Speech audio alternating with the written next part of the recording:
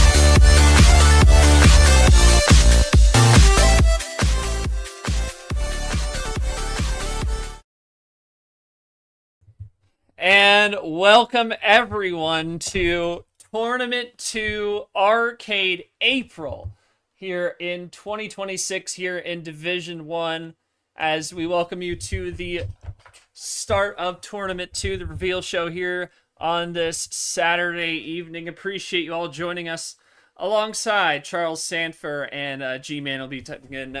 He was feeling under the weather, but still gracious enough to help us out tonight. I'm your host, Notshort. Right off the bat, I'd like to give a big shout out to the main man here, the big boss KT, who is dealing with a lot outside of the server. Everything's all right with him, but just unable to step into the hosting shoes after the vacation.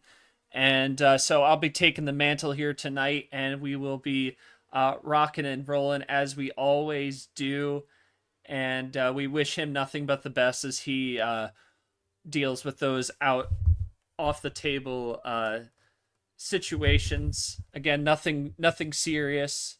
Everything's fine, but we're just wishing him the best as always. And as you saw, Arcade April, the theme for this tournament. We're really excited, as we always are. And I'm just going to pull up all the rounds in the region so we can reveal this theme right off the bat. Just bear with me. There might be some pauses and dead air as we go along, because I'm doing a lot here behind the scenes as well as hosting, so forgive me for that. And as you can see, the bingo card, major moment here. Is it video game themed? That's the question. But this is Mark's theme. Unfortunately, he doesn't seem to be with us tonight. Probably busy. But Mark, the Fairytale February Champ, picking this theme for us, and it starts off with the Start 64, which is the round we'll be revealing tonight. Then the Turbo 32, the Super 16, All-Star 8. And, of course, Final 4, and then the final boss is your finale title. And we will talk about... This is also a tournament with a different format. For those of you... for those college basketball fans out there, especially who watched it in late November around Thanksgiving, this tournament is the first time we're trying... called the sectional format, or I know it as a 3-game guarantee. Maybe some might consider it a Maui Invitational format. Basically, everyone's gonna have a chance at everyone's gonna have a chance to play 3 games, regardless of whether they win or lose at any point. They will play 3 matches regardless. And that's going to be a little bit different. Looking forward to it. And in this particular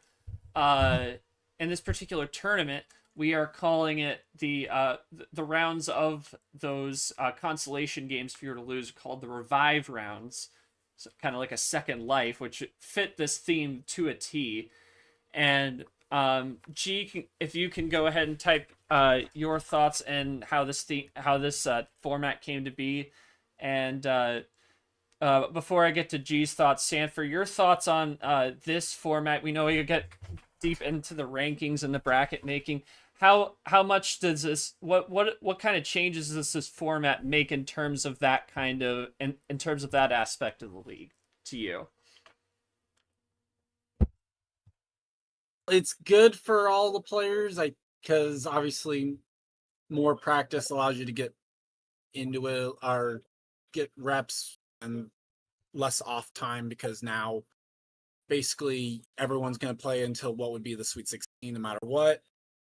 The counter to that is going to be that there is the chance that you have players that are now 0-4 after 2 tournaments, and the impact that that's going to have mindset wise, I don't think any of us could have thought out in advance before going in with this idea. And I think that's going to be one of the important takeaways to look at is, does anyone go that crucial 0-4?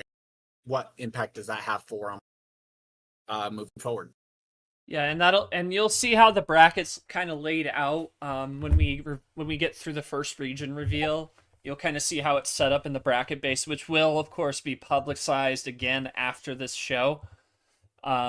G, of course, he was kind of at the forefront of this format, and he said this T2 format, I think, is going to be a game changer when it comes to the season-long picture. T2 has always been in a bit of an awkward spot where it's after the major of T1, and also not really in a spot where you think seriously about the playoff picture since it's still a decent bit away.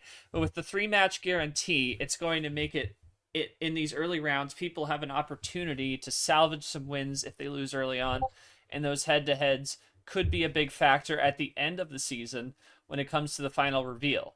In most tournaments, if someone lost in the round of 64, it'll be a failed tournament, but now people are going to have a chance to immediately rebound and get some good resume building wins, even if they're not in contention for the tournament win. Appreciate the thoughts from G. Really quickly, before we get into the brackets, we are going to go through the entry lists. Another thing we also had happen was we did have a couple of guys, unfortunately, leave us here in this tournament. Drip and Thunder, unfortunately.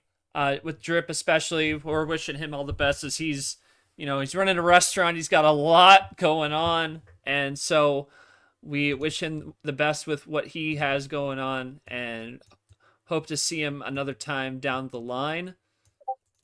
But the time is, there's just not enough time in the day for the man to get this going. So we're gonna, right off the bat, we had 2 players that joined us from D2. This is the mid-season promotion clause that G also was on the forefront of as well. And that brought Bob Ross and White Spider to the conversation. And also then now we still have a 64-man field. So I'm going to go straight to the rookie class. And obviously you see Mark and Joao up there with Mark with the trophy, Joao with the silver from last tournament. And then you see Bob Ross there, number 10, coming in hot. And J Money, Cody Smart, Pikachu, Geo, Red, Myhel, Taco, Evan, Ridley, Luke, and White Spider, the other one to be inserted there in place of those 2 outgoing players, at least for this season. It will be, and that's a good point that Sanford makes. We will reevaluate both of those guys at the end of the season, or at least for Drip. Thunder, on full disclosure, we haven't heard from since that incident previously in T1. Drip, we know he's just got a lot going on, and it just didn't seem to be good timing for him. We will reevaluate whether he returns in 2026 and in what capacity. But this rookie class, very interesting, because you had the 2 guys in the finale up top, and then you obviously have Cody and Taco, who made it far. A couple guys got a win. There are definitely some guys looking to bounce back, namely Luke, Ridley, Pikachu, the defending D2 champ, and many more. Sanford, your thoughts on this rookie class? Both the guys coming in, slotting in those in Bob Ross and White Spider, and also the and also all these guys. Just a lot of the rookies definitely showed out last tournament. How do you see them playing in T2? Well, I mean, they both, Mark and Joel basically showed why when doing the preseason evaluation of predictions of Super. We make sure that it's pointed out that you have to, if you're doing the prediction for that, you have to pick someone from each 5 classes, because obviously they were going to show up at some point. I just didn't know exactly. And good on them to both show up as early as they did. Now it's going to be, can they repeat it, or do they get a move up the ladder just to then fall right back down? Who knows? We'll have to see. It depends on. We'll have to see what Mark wants to do now that he has that spot. That's always is when you lock that up early. What is that mindset of how you want to play the rest of this? Because obviously he doesn't need to get to the Final Four anymore. So it'll be interesting to see how he does. Yeah, it'll be interesting for sure. And I'd like to note that the records that you'll see on these entry lists, shout out Lamas with these graphics as always. These are overall career records. These are it shows obviously just for 26 on overall career D1 records, shows just for 26 because it's the rookies. But as we go forward, you'll see the you'll see the overall record. That's combined regular season and Super League games records. So we go over to the novice class, and this is a class that definitely did not. Sanford probably didn't show out too much. You had a few guys that did get a couple wins on the board, but not a whole lot by comparison to, say, the rookies. You saw Brian and Logan and Coach Rogers get to the Sweet 16 last tournament, but a lot of guys looking to try and prove that they belong here, and a lot of guys just trying to gain their footing. What do you take of this novice class? Yeah, definitely a tournament to forget for the novices there. Not many good showings. They were the source of, I think, if I remember correctly, every single first plus a D. So definitely room to grow here for them, and unfortunately maybe also the class that there's not the best outlook on for good reason. And yes, Nick Hockey is back. He is back for this tournament in the novice class. Yeah, we did confirm that. And then you also look at, and you also see Dark is also back as well. Those two things to note. So those guys both returned for this tournament after not being in this first tournament. Dark, of course, dealing with some personal issues that he's had to get through in the tournament. One Hockey, we got reconfirmed, and then you see, of course, novice class is always 2 pages. See Elias Sting and Logan, who did get, like I said, get that Sweet 16 victory, got not victory, but got to the Sweet 16 last time out, and then we move over to the vets. And another interesting one, it's definitely another interesting one. Lara led the way in T1, getting it to only one in the vets class to getting 2 wins to start the season, going 13-8 in Fairytale February. Andy, Ghost, Yoshi, Andy, Ghost, and Yoshi getting wins. Background getting a DQ win, and then there are guys like JT who still hasn't won since Super League 24, looking to try and bounce back. Got DJ, Ed, and Ghost. I think I said Ghost as well. Thoughts on the vets, Sanford? I mean, Lara kind of led the way, but it's just it feels kind of up for grabs how things are going to go. There could be some interesting shakeups, to say the least. Yeah, this was a class that realistically, you didn't know which way it was going to go because it's a solid class on paper. It's just a matter of who shows up. And for Lara, obviously they had the best run, and typically I would say that each season you're doing yourself the best favor. You average 2 wins per. So anyone that got to Sweet 16 at least last tournament, I'd say in good standing. Obviously last season helped shift that mold of what is going to be safe. But I'd still say that on any of the seasons, regardless of format, not 10 wins, what the goal is going to be to feel at least good about in the consideration. Yeah. Good on Lara. We'll have to see who can get this. You were cutting out a bit for me. I don't know if that was me or you, but yeah, it's computer mic. Okay, that's fair. All right. Anytime I see it stop, I try to like rephrase what I'm what stopped on. Yeah. All right, got you. And we pivot to Masters, and Masters, you obviously saw Stack Johnson pick up right where he left off. 3 wins and a DQ. So making it to the final 4 round NT1. And you also have Lamas and Ard in there making Sweet 16. So did Nam and Hasim the Dream Acosta. This could be a mosh pit kind of class, Sanford. A lot of guys that came out with strong early showings, and there are some guys towards the bottom of it, like Myth.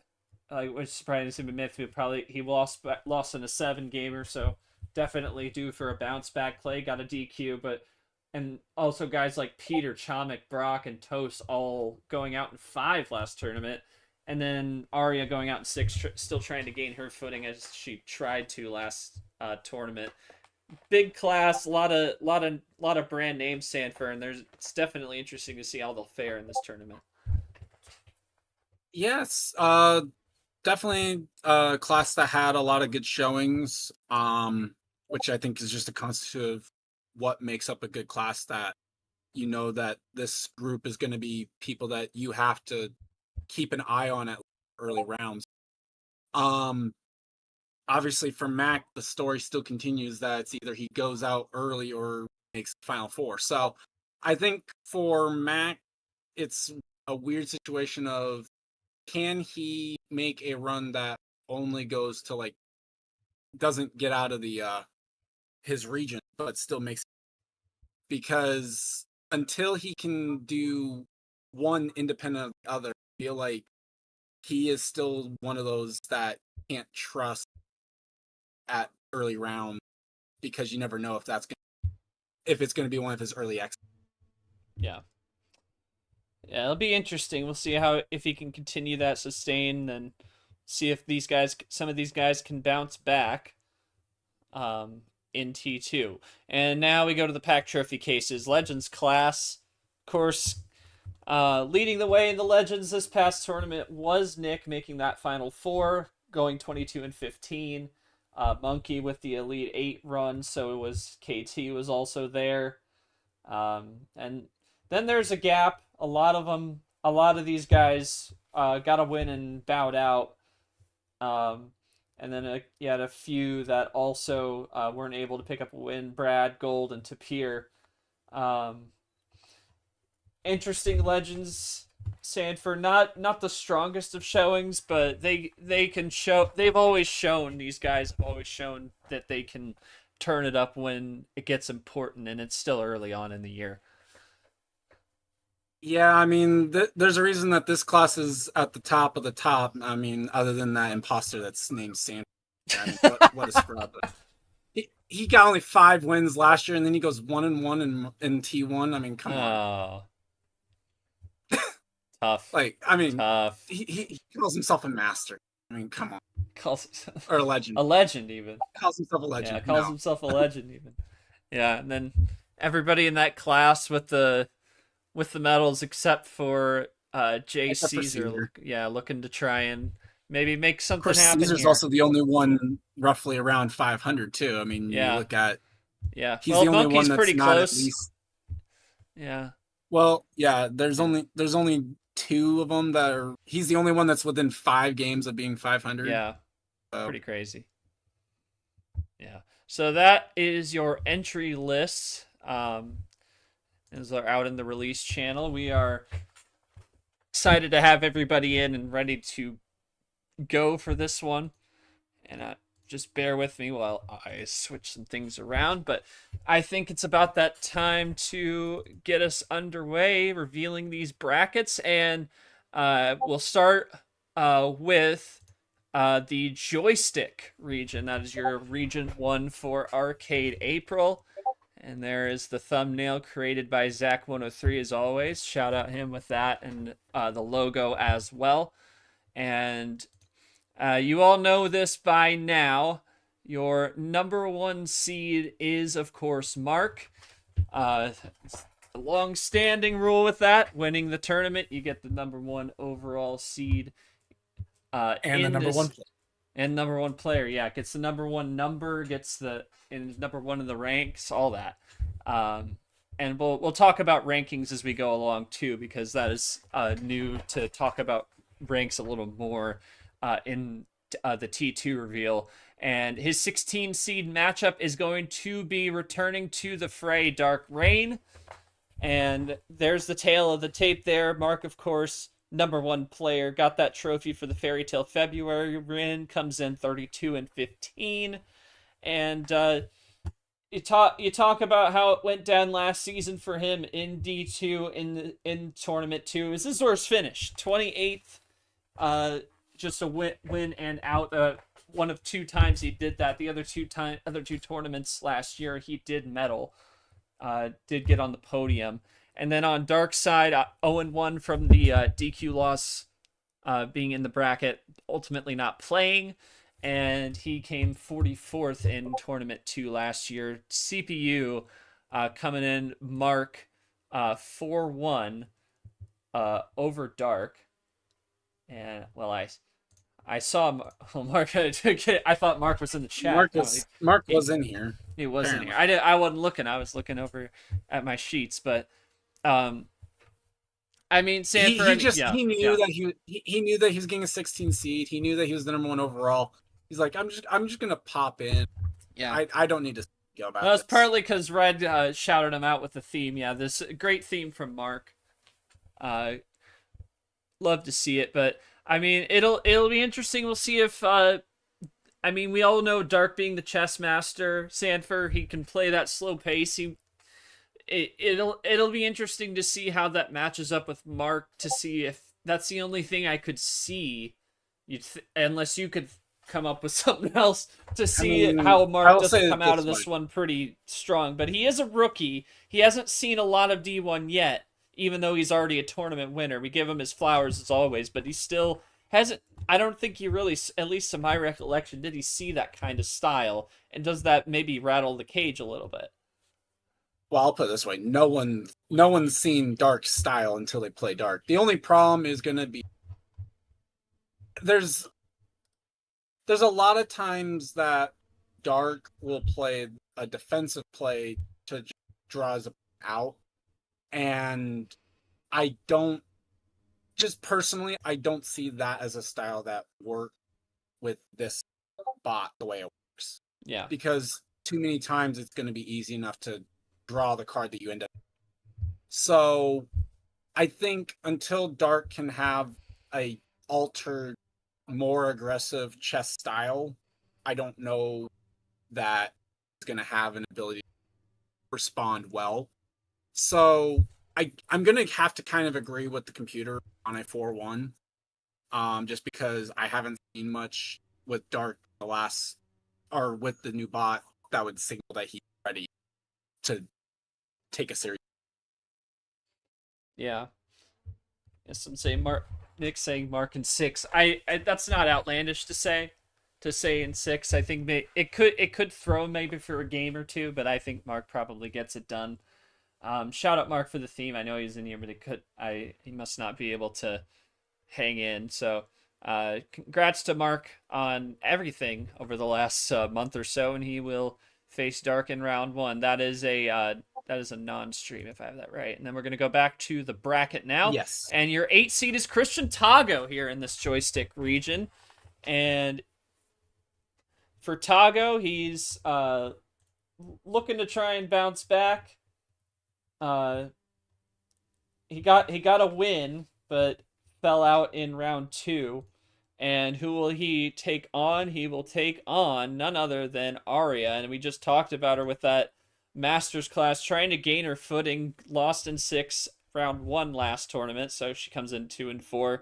Tago coming in 7-6, and both for Arya didn't come out of T2 with a win.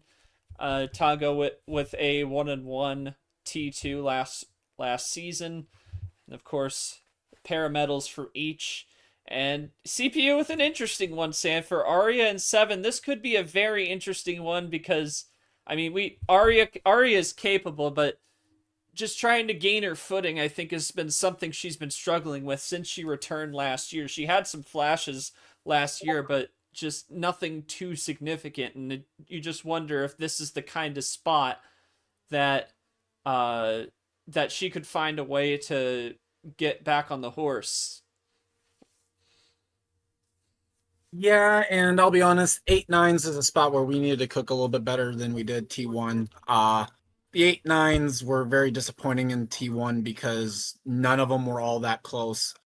And you're going to see that's reflected a lot in the seedings, especially for those that were the 8 seeds.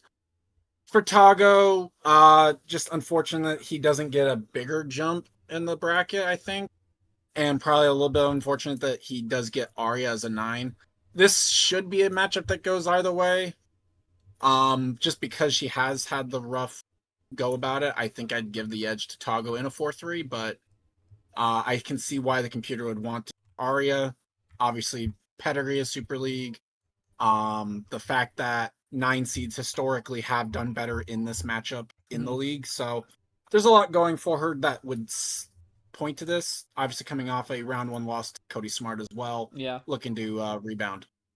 Yeah, for Cody Smart, that did make a run all the way to the Elite 8, or the Enchanted 8 of that Fairytale February. Took Stack to the brink in the end. So that is not something to hang your head too low about if you're Arya, but we'll see if she can take advantage of that spot following 3 slots. But still, that toss-up 8-9 as it always is. And then, of course, I'll mention also Tago ranked 24th in this players poll that we did.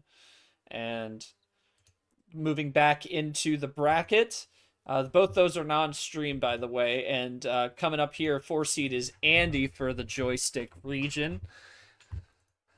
And Andy also going 1-1 in tournament 2. Who does Andy get? He'll get Seth Cole, streamed game for this one. Andy looking to hit a milestone. I don't have it in front of me, but vet versus novice. Similar. I believe those records are. Well, those records are almost accurate. 8-5. Apologies on that. Andy's 8-5, and Seth. Let me double check that one. Must have missed that. Yeah, 2-4. He is 2-4. And for both these guys, they did make it far. Both made it to the Sweet 16 in this tournament a season ago. So it'll be interesting to see if they can try and make. It wasn't for Andy, it wasn't his best tournament, but looking to try and replicate those results. I did get that silver you see there from T5. It'll be interesting to see if they can replicate some results. Seth trying to gain his footing. Andy looking to try and build off a 1-1 start. Andy coming in number 17 in the league. And then CPU going 4-2 Andy. Sanford, what do you think about this one? I mean, I'm always going to be intrigued to see how my boy Seth can do. I will say that faith in how well he does has diminished a little bit in recent stock, but and obviously this one he doesn't get the best of draws. Andy's always going to be a tough opponent in that round one. And also then the guys support Andy because they California boy. So this can go either way, I think.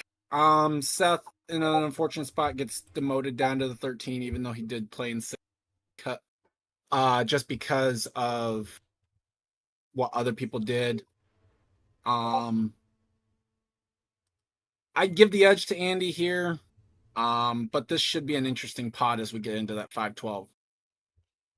Yeah, we will get to that 512, and thanks for the assist there. Yeah, it's a double milestone watch for Andy. He's both looking at 200 regular season starts and 100 regular season wins, potentially in that game. So we will be live on that one. And the 512 is also streamed as we head back for the bracket, and your 5 seed is Cap coming in looking to try and T2 was his breakout 2 seasons ago, looking to try and make that happen again. And who's his 12 seed? It's going to be Geo, and this will be a stream. And no milestones on this one. And as you can see there, and you'll see with the cards later on, as you can see with the things we've shuffled around, you'll see it as we go along. But now Bob Ross instead of Joao on that green 6. So Bob Ross joins the G6 duo. As for these guys, Cap comes in 20th in the league, 7-5 after a 1-1 T1, and like I said, he had done so well that basically his legend status came of this tournament, as well as what happened later in that 24 season. But got that gold medal in T2, and unfortunately for him last season wasn't as successful, looking to try and make some more happen. And we talked plenty in D2 last season about how the consistency of Geo in 2025. He made Sweet 16 or better every time. In his first 2 tournaments he was 5th place. The best finisher of that Elite 8 round, and he did that for T1 and T2. And he comes in at a 6-6 record, Cap. Being favored by the CPU for 2. This is an intriguing one, Sanford, for sure. Yeah, especially because Cap in T1 got a different D2 player in round 1, destroyed him, and then got that game subsequently blacklisted. So we'll see if the same result is in store for Geo or not. Was mentioned this is the first sectional filled out, so Andy and Seth will get to face they'll face either Captain or Geo as their second game, depending on who wins and loses, and they will be guaranteed to face one of the 4 players that we highlighted in the 116, 8, 9. Yeah, and you'll see that again. You'll see that when I show the full bracket base at the end of this region. We're halfway down. Yeah. I think for that reason, though, I gotta give the edge to Cap. Geo not able to have gotten the win. Or no, he did. What was it? He got the 6-6. Did he got the win and then got destroyed in round 2, I think? Let me double check that. Oh yeah, because he was a 14, so he got moved up 2 spots to 12. Yeah, thank you. Yeah. I had to work that in my brain a little bit. So yeah. Yeah, 5-2 in round 2. Yeah. Yeah. I think I might have. Actually, no, I have that a little wrong. I think. Yeah, it's fine. Yeah, he was a 14 seed, got the upset. That's why he moved up. 6-6. No, I'm right. Okay. Yes. Yeah. It throws me off because we had the best of 9 round 2s. Yeah. Yeah, it's like, wait, that. Yeah. Well, so I mean, he got 2 wins in the second round. Yeah. So basically, he didn't perform well enough to get any more than the outside. So yeah, I give the edge to Captain here. And it'd be interesting to see, does he get Seth in that second round, or do we get the 4-5? Should be interesting to see. That would be a pretty solid 4-5. We will see if that pans out, or maybe we see it. We could see it on either side. Who knows? But Cap and Geo 4-2 by the CPU in favor of Cap. We move to the bottom half of the joystick region, your second sectional, if you will. And your 2 seed in this region is Lara Uo, as we already talked about, led the veterans class in T1. Who does he face? He faces off against the rookie Ridley, non-stream affair. Lara comes in number 13 player in Division 1. Again, like I said, when we were going through the entry list, 13-8 so far.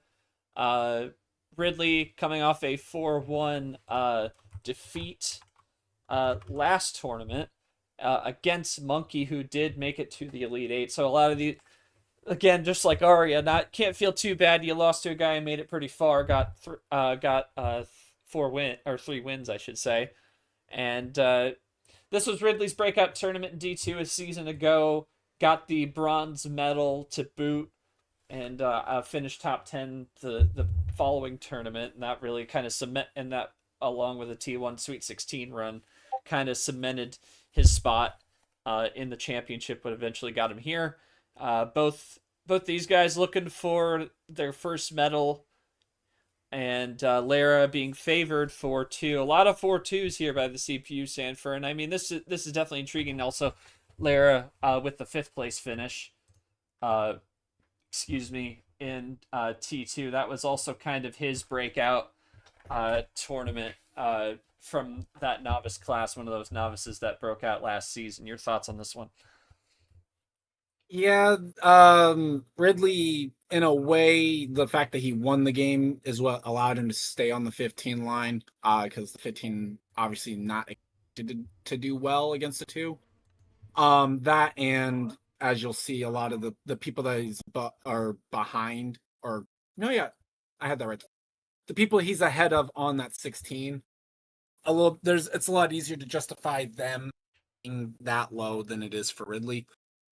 For Lara, the interesting part about this is, realistically, if you look at how they performed in T1, they're not a player that would have been on the radar, really, to be a 2 seed. This is more down, them being on this line is more down to the fact of they're just, the way that T1 went, especially with the rookies that went deep, there wasn't 4 genuine players to put on the 2 line. I would have much rather had Lara on a seed, but we needed to have obviously 2 seeds. Lara was the best fit of the had, so they get here. Should be able to take care of business though against Ridley, based on what we saw in T1. And there, Nick saying Lara in 7. Wouldn't be shocked if Ridley pulls the upset, and Taco saying Ridley wins the chips, or Ridley in 5. We'll see how that goes. Good luck going with that, I guess, is what I'm going to say. I will bank on the idea that Ridley is going to be in the Revive R2. Ooh, you laugh now. Oh, goodness. All right, we move on to the 7-10 matchup. And let me just double check. All right, your 7 seed is going to be Logan. Had one of the better starts for said, of his career, at least. Yeah, one of the better starts for this novice class. And I mean, it's all the talk about, last season, trying to make sure you don't waste your opportunities, and you got to get it started here with the 10 seed, and it is going to be none other than DJ Curtis. This is a streamed game, top 10 player. Logan coming in here, number 9. Similar record to Lara, 13 Yep, and we 9. get a round 4. What's that? Oh, Nick saying again, this is the most common E1 matchup we have had. I'm not gonna lie. Yeah, this is a round 4.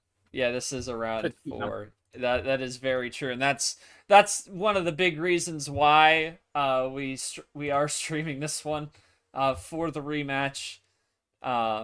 We just love terrorizing Logan. Absolute barn burner.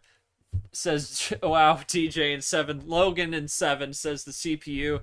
On DJ side, coming off a 4-3 loss, got a win last year in T2, looking to try and build off of it. Logan had a Sweet 16 run, or yeah, Sweet 16 run last time out in T2, and both looking for their first medal. I mean, Sanford, I mean, we most common match. How did we get to this point of putting these guys up against each other? Nick just say y'all just love terrorizing Logan. How did we get to this spot? Well, I mean, how we got to this spot was Logan gets the upset, which would have put him in line to be a 6 seed. The 6th line then subsequently had about 5 or 6 people in line for it. And then Logan had the easiest case of justifying putting him down to the 7 because he followed getting the upset over the 1 seed by then getting swept by someone that was ranked lower than him. So, DJ, he played strong in his, and just a crowded 9 line shoved him out, put him on to 10. And it's been a good matchup in the past. That's how we got to the point. I'm gonna go for fandom on this one. All credit to Logan. He had a good start. He had a good season last year. But give me the vibes all day. Give me who? Give me DJ.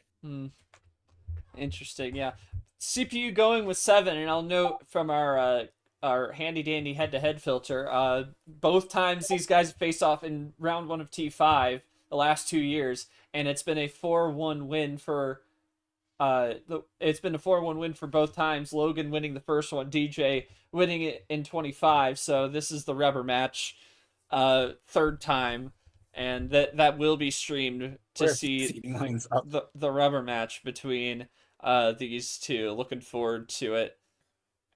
And yeah, apparently we love terrorizing Logan. I can't confirm or deny if we like that. I don't know.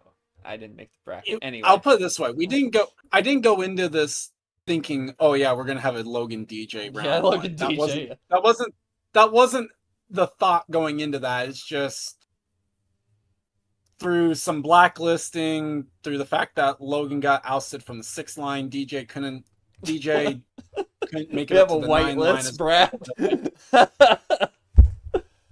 It ends up happening. Yeah, we got a whitelist. Oh goodness, but that's your 7-10. That is your 7-10. And I'd also like to note as we go along in the sectional format, the Revive games, all the consolation side will not be streamed. That is something to note. Correct. Yeah. They will not be streamed because we will only be doing it on the winner's side of the bracket. Now, which is going to make. What's that? If by chance one of those Revive games ends up having a milestone. I don't think you thought about that. Yeah, that's a whole other problem. We'll talk about it after the show. Anyway, 314 now here in the joystick region, and your 3 seed is Background. And who does he get? Gets the 14 seed Hockey. Familiar faces possibly, both in UUL at one point.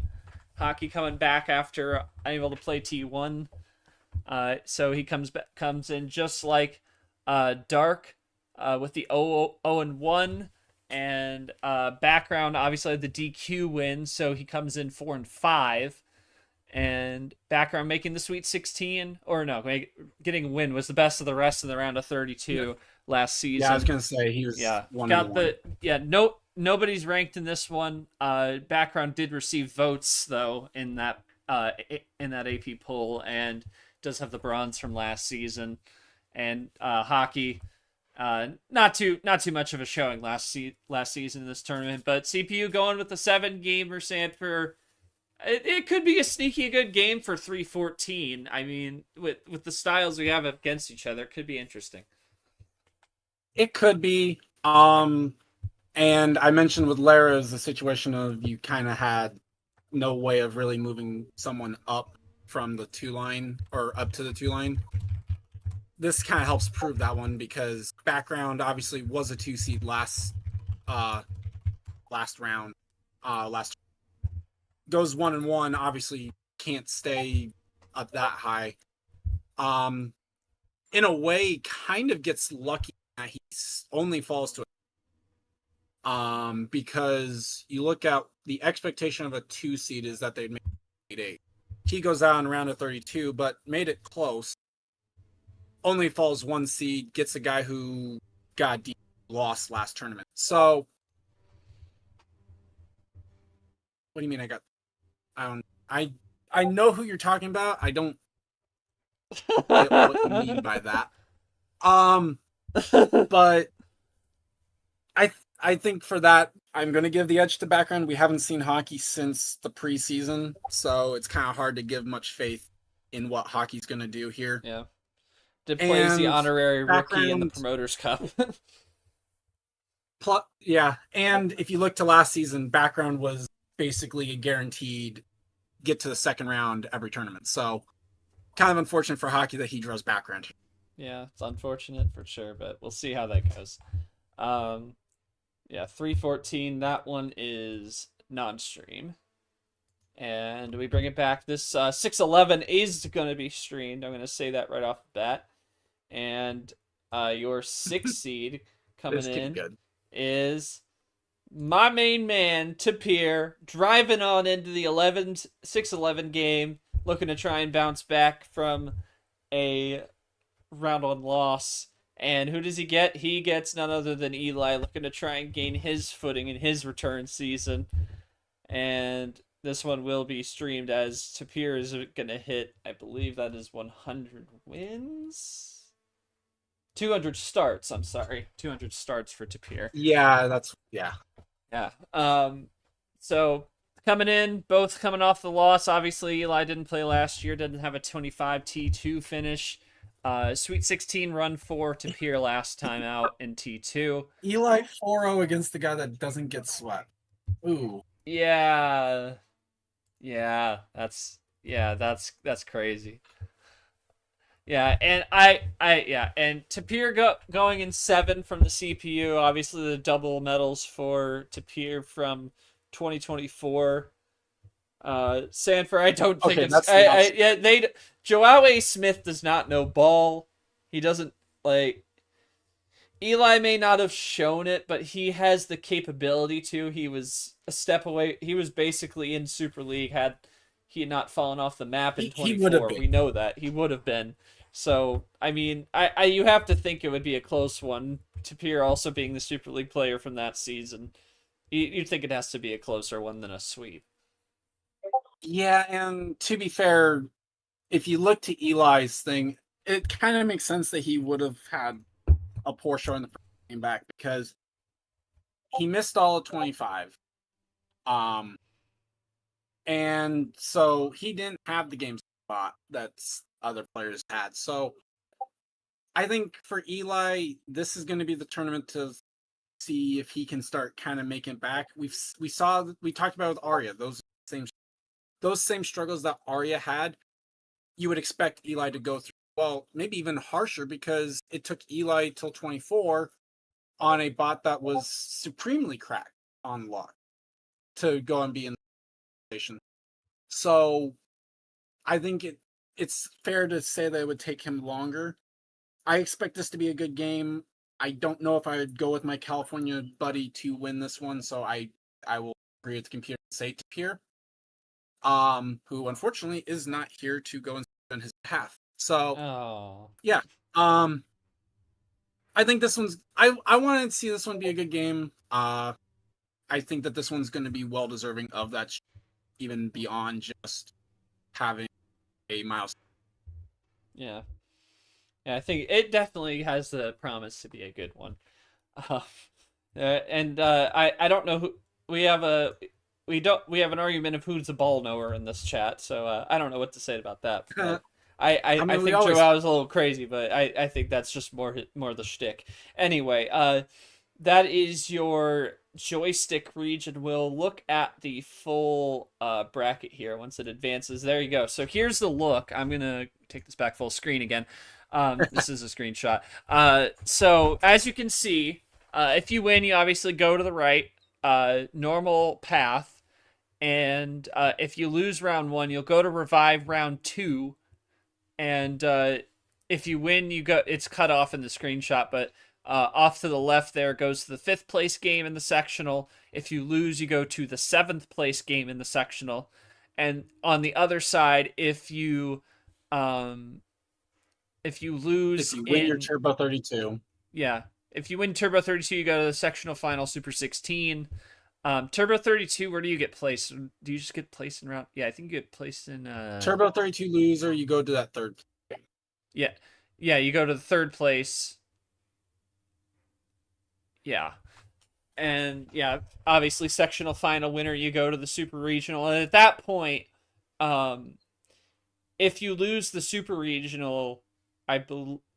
you'd be out. Well, once we get to Super 16, the only matchups that matter for advancing is the section. If you lose the sectional final, you're done just like you would be. Right. And yeah, that's right. Yeah. So it's like a mini Final Four, basically. Yeah. Even if you win the 3rd place game, you don't go any further. It's just, in a way, this tournament's going to be a lot easier for showing who finished where, because no reseeding, no. Obviously, so you'll have your 8 people that 9th through 16 or 9th through 12 is going to be. No, I think I had that right the first time. 9 through 16 would be the losers of the sectional final. 17 through whatever that would end up being is win. The winner of the 3rd place game would be next. Loser of the 3rd place game after that. Winner of the 5th. Winner of the 7th. Loser of the 8th. Or loser of the 7th bottom spots. So I knew I'd get to there eventually. Saying it out loud. Yeah. It's going to be. Yeah. And it sounds a lot more complicated than it will be in practice. Oh. Well, Eli's here. Eli's like, I'm cooked. Okay, maybe you're onto something, Joao. Maybe you're on something. Oh no. Oh, Tapir is here now. We're gonna have Tapir come up here. Talk about that game. Tapir, welcome to the stage. Happy to see you drive in, man. Your thoughts facing Eli in that 6-11 game, coming up here, and thoughts a little bit on the format as I mentioned. Even if you lose, you go to that consolation side as you see on the screen there. Your thoughts on this game and the format? Oh goodness, I just got here, but I'm gonna say I'm gonna absolutely tear it up with Eli. It's gonna be drives of the century, man. We're gonna have fun with that one. Being 6 versus 11, right? I'd prefer to be a little higher than that, but T1 won that great. So we're both 0-1. Season's still young, but he's going to be tough. I know he's got skills up his sleeve, but he knows what he has to do to get the job done.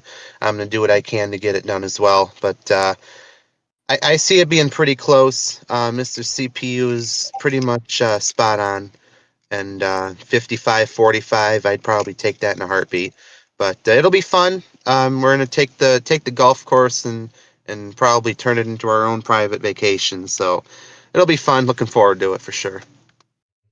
Appreciate the thoughts. Saying that Eli has skills up his sleeve might be a little debatable depending on. All right, let's bring up Eli. He's also in the building. Eli, welcome to the chat. Your thoughts, obviously, you've said you're cooked against Tapir. Your thoughts on this game, and obviously, if you were just dropping in, obviously you're guaranteed 3 matches regardless of this, as you saw the full bracket a minute ago. Your thoughts on this game against Tapir and this different format for tournament 2?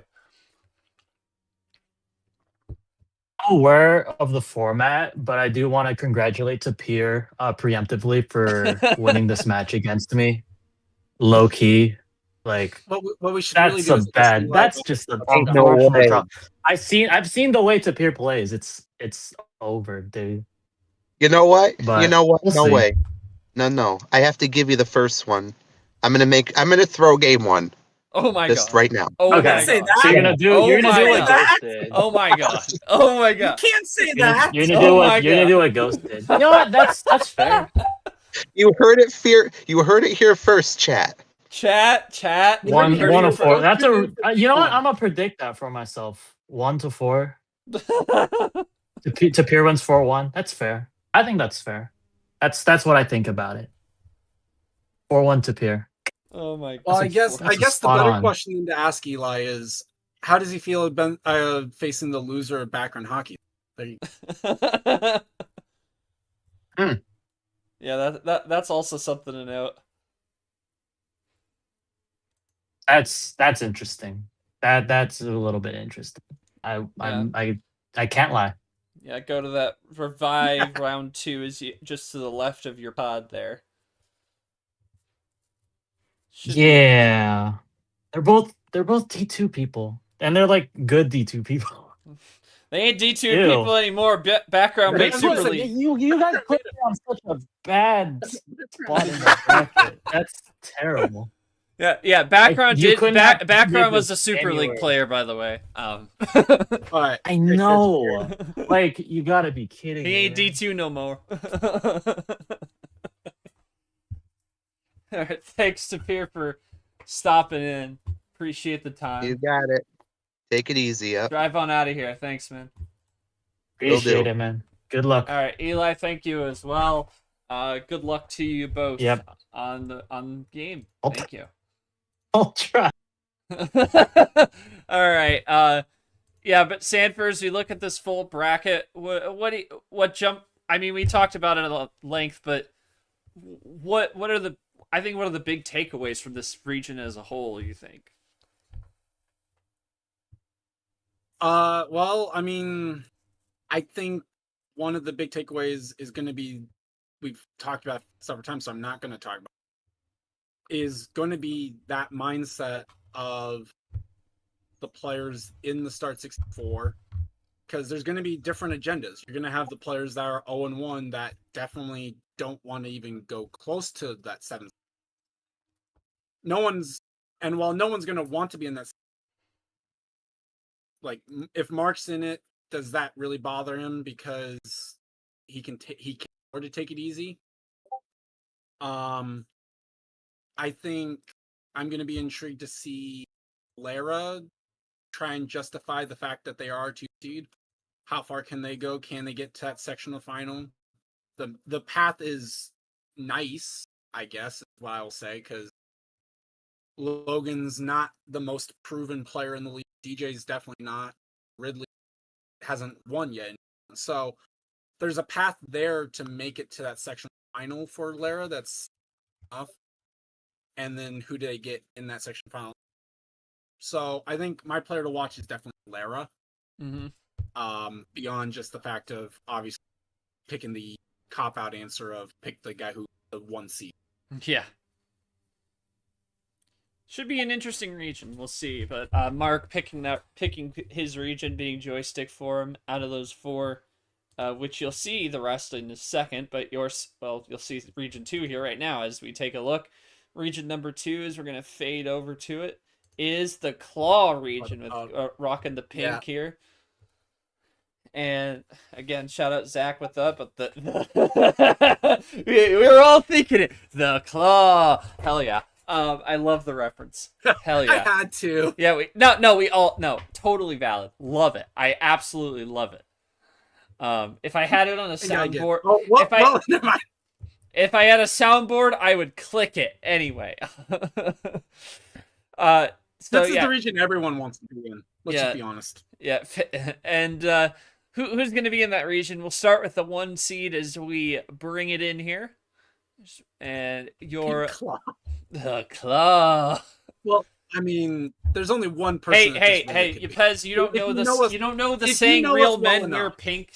Ypez, the real men do wear pink. Anyway, I'm just gonna be honest. If you know the bracket making process well enough, there's only one person that this 1 seed really could.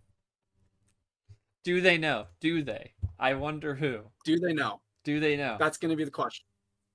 Truth nuke. I wear valid taco valid. Anyway, your 1 seed is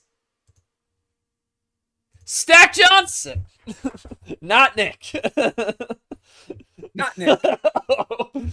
Yeah, right in the same spot again, actually. Yeah. Number 2, or I guess no, that's number 2 overall seed, Stack yeah, Johnson. Yeah, exact same spot. Yeah, forgot Mac made the Final Four. Yeah, come on, put some respect on the man's name. Who's the 16 seed gonna be? It's gonna be Mr. Eric Monaco. And yeah, it's just, I mean, what more can we say about Eric Monaco, Sanford? I mean, the CPU doesn't want to say much either. He's picking there. The CPU is breaking the brooms out 4-0 for Stack Johnson, a 20-14 T1 Final Four run. Can't even happen in round 1. God, 5-0 can't even happen. Yeah, I'm just gonna talk about Mac only. I don't care to talk about Monaco No. at this point. Oh. Mac obviously gets this spot. He's gonna advance to round 2. And he gets the spot because he's a 1 seed. He went to the Final Four. There wasn't gonna be anyone that had a performance that was gonna better that, other than the obligatory tournament winner gets the 1 seed. So yeah, he unfortunately for him, he does get the same exact starting seed, but I don't think you're going to mind when you get that guy as your opponent. So congrats, Mac, to your Turbo 32 appearance.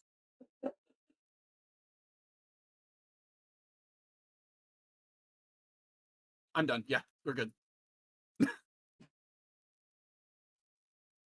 Sorry, you didn't yap quite long enough that I could refill my water bottle fully. So I told you I wasn't going to waste the breath on I know. the other guy. No, my fridge is literally around the corner, so I'm just like, come on. Okay. Anyway, everyone's gonna back Monaco. Everyone slanders it because it's a terrible track.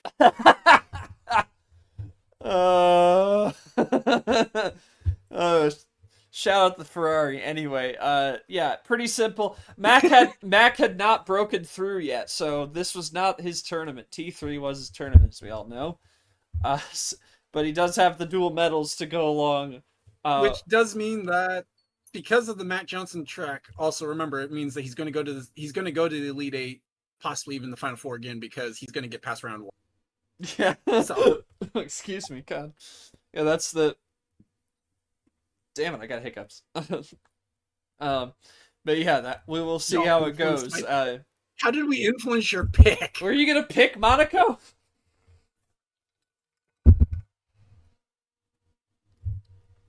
And I don't even know. Anyway, we're gonna move on to the good old 8-9 game. The only top 25 matchup in the bracket. Oh yeah, only ranked in round 1, I should say. Only round 1 ranked matchup. Well, yeah. And because of that, this is a streamed match, and your 8 seed is going to be Coach Austin Rogers in the flesh, back at it, and going up. And this Getting should to host the game for the first time in who knows how long. I know, yeah. I legit don't even remember. I can't even remember when the last time Austin Rogers had a home field was. It's been a long climb for Mr. At least Rogers. for round 1, I should say. Yeah, for round 1. Yeah, round 1. And who's this 9 seed opponent? This guy is also in the top 25. Who is it? It is none other than Taco. Stream match 12. Not only a top 25 matchup, a top 15 matchup. And this is so crazy with how, and Sanford, this is such like a crazy setup that both of these guys, they come in 500. They both finish in the exact same spot in Tournament 2 last season. They both don't have medals, but the one difference is Rogers has the higher seed, but Taco has the higher ranking. Taco, number 8 in these ranks. Rogers, number 12, but Rogers has the home table advantage in this match in the 8 over the 9. Talk to me about this match. This is going to be a spicy one, no doubt, to start us off. Oh, yeah, this is going to be spicy. I can't wait for this one. And it is worth mentioning, this is the type of matchup that realistically is only ever going to be able to happen in T2. And I'll explain why. Because for those that don't know, we try to not be overly reactionary in a season. So we try to not move someone up 10 seeds off of just. Now, preface this by saying it did happen. Obviously, Mark, it happened because that's the case. And it's going to happen very rarely. But so what ends up happening for this one, both players got some upsets. Taco was in the consideration for being a top 8 seed because when someone gets to Sweet 16, we do try to give them a home field game in that next tournament. The only problem was that we had too many names for the 8 line. Taco also got swept in that Sweet 16.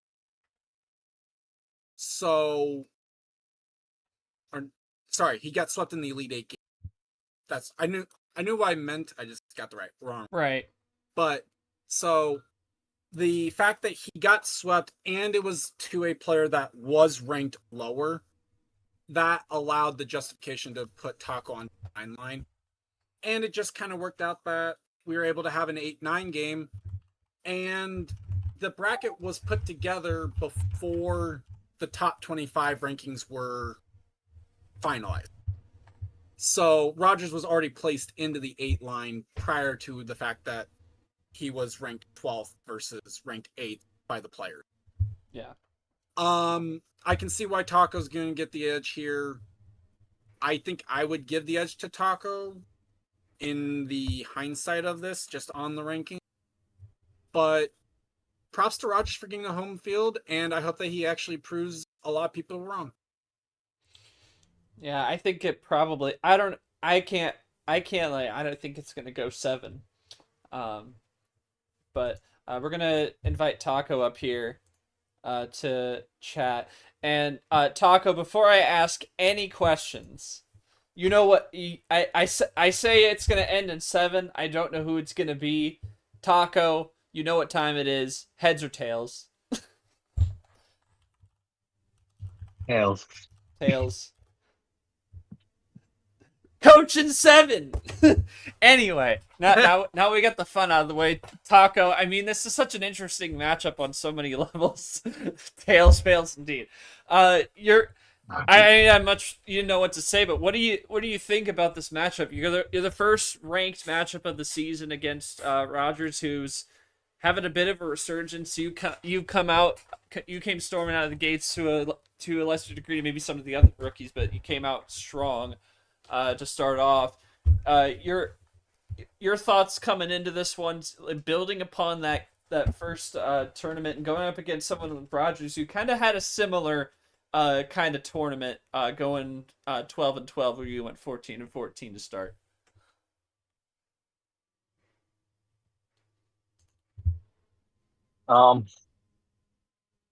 Yeah, I really am blank on what to say. I've done a couple of media write-ups for Rogers, and my bad, son, by the way. The first write-up I accidentally spelled it as Rogers, like Aaron Rodgers. My bad, big dog.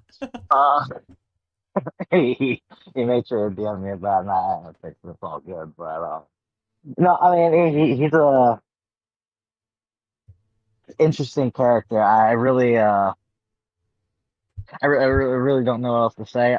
The only thing that I can say for my advantage is technically in Division 1, I haven't lost a game where I was the seed disadvantage. So maybe that'll go in my favor for a little bit. Interesting.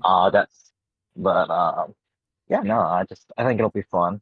Wasn't expecting to get a stream match. So at least in round 1 of this tournament. But yeah, no, I look forward to it. Welcome to being the only ranked match of round 1. Yeah, generally top 25 matches we try and. Yeah. So. Unless we have, which I'll note off the bat for those who may not have, who are unaware, we are doing only a 12 game pack that was announced at the start of the season, and I believe this, along with this match, and I think like 2 others, didn't involve a milestone, so that's something to note. We always like to try and get the milestones, get their moments, but good to see this ranked match get the good attention. Yeah, I think it was only 3. Yeah.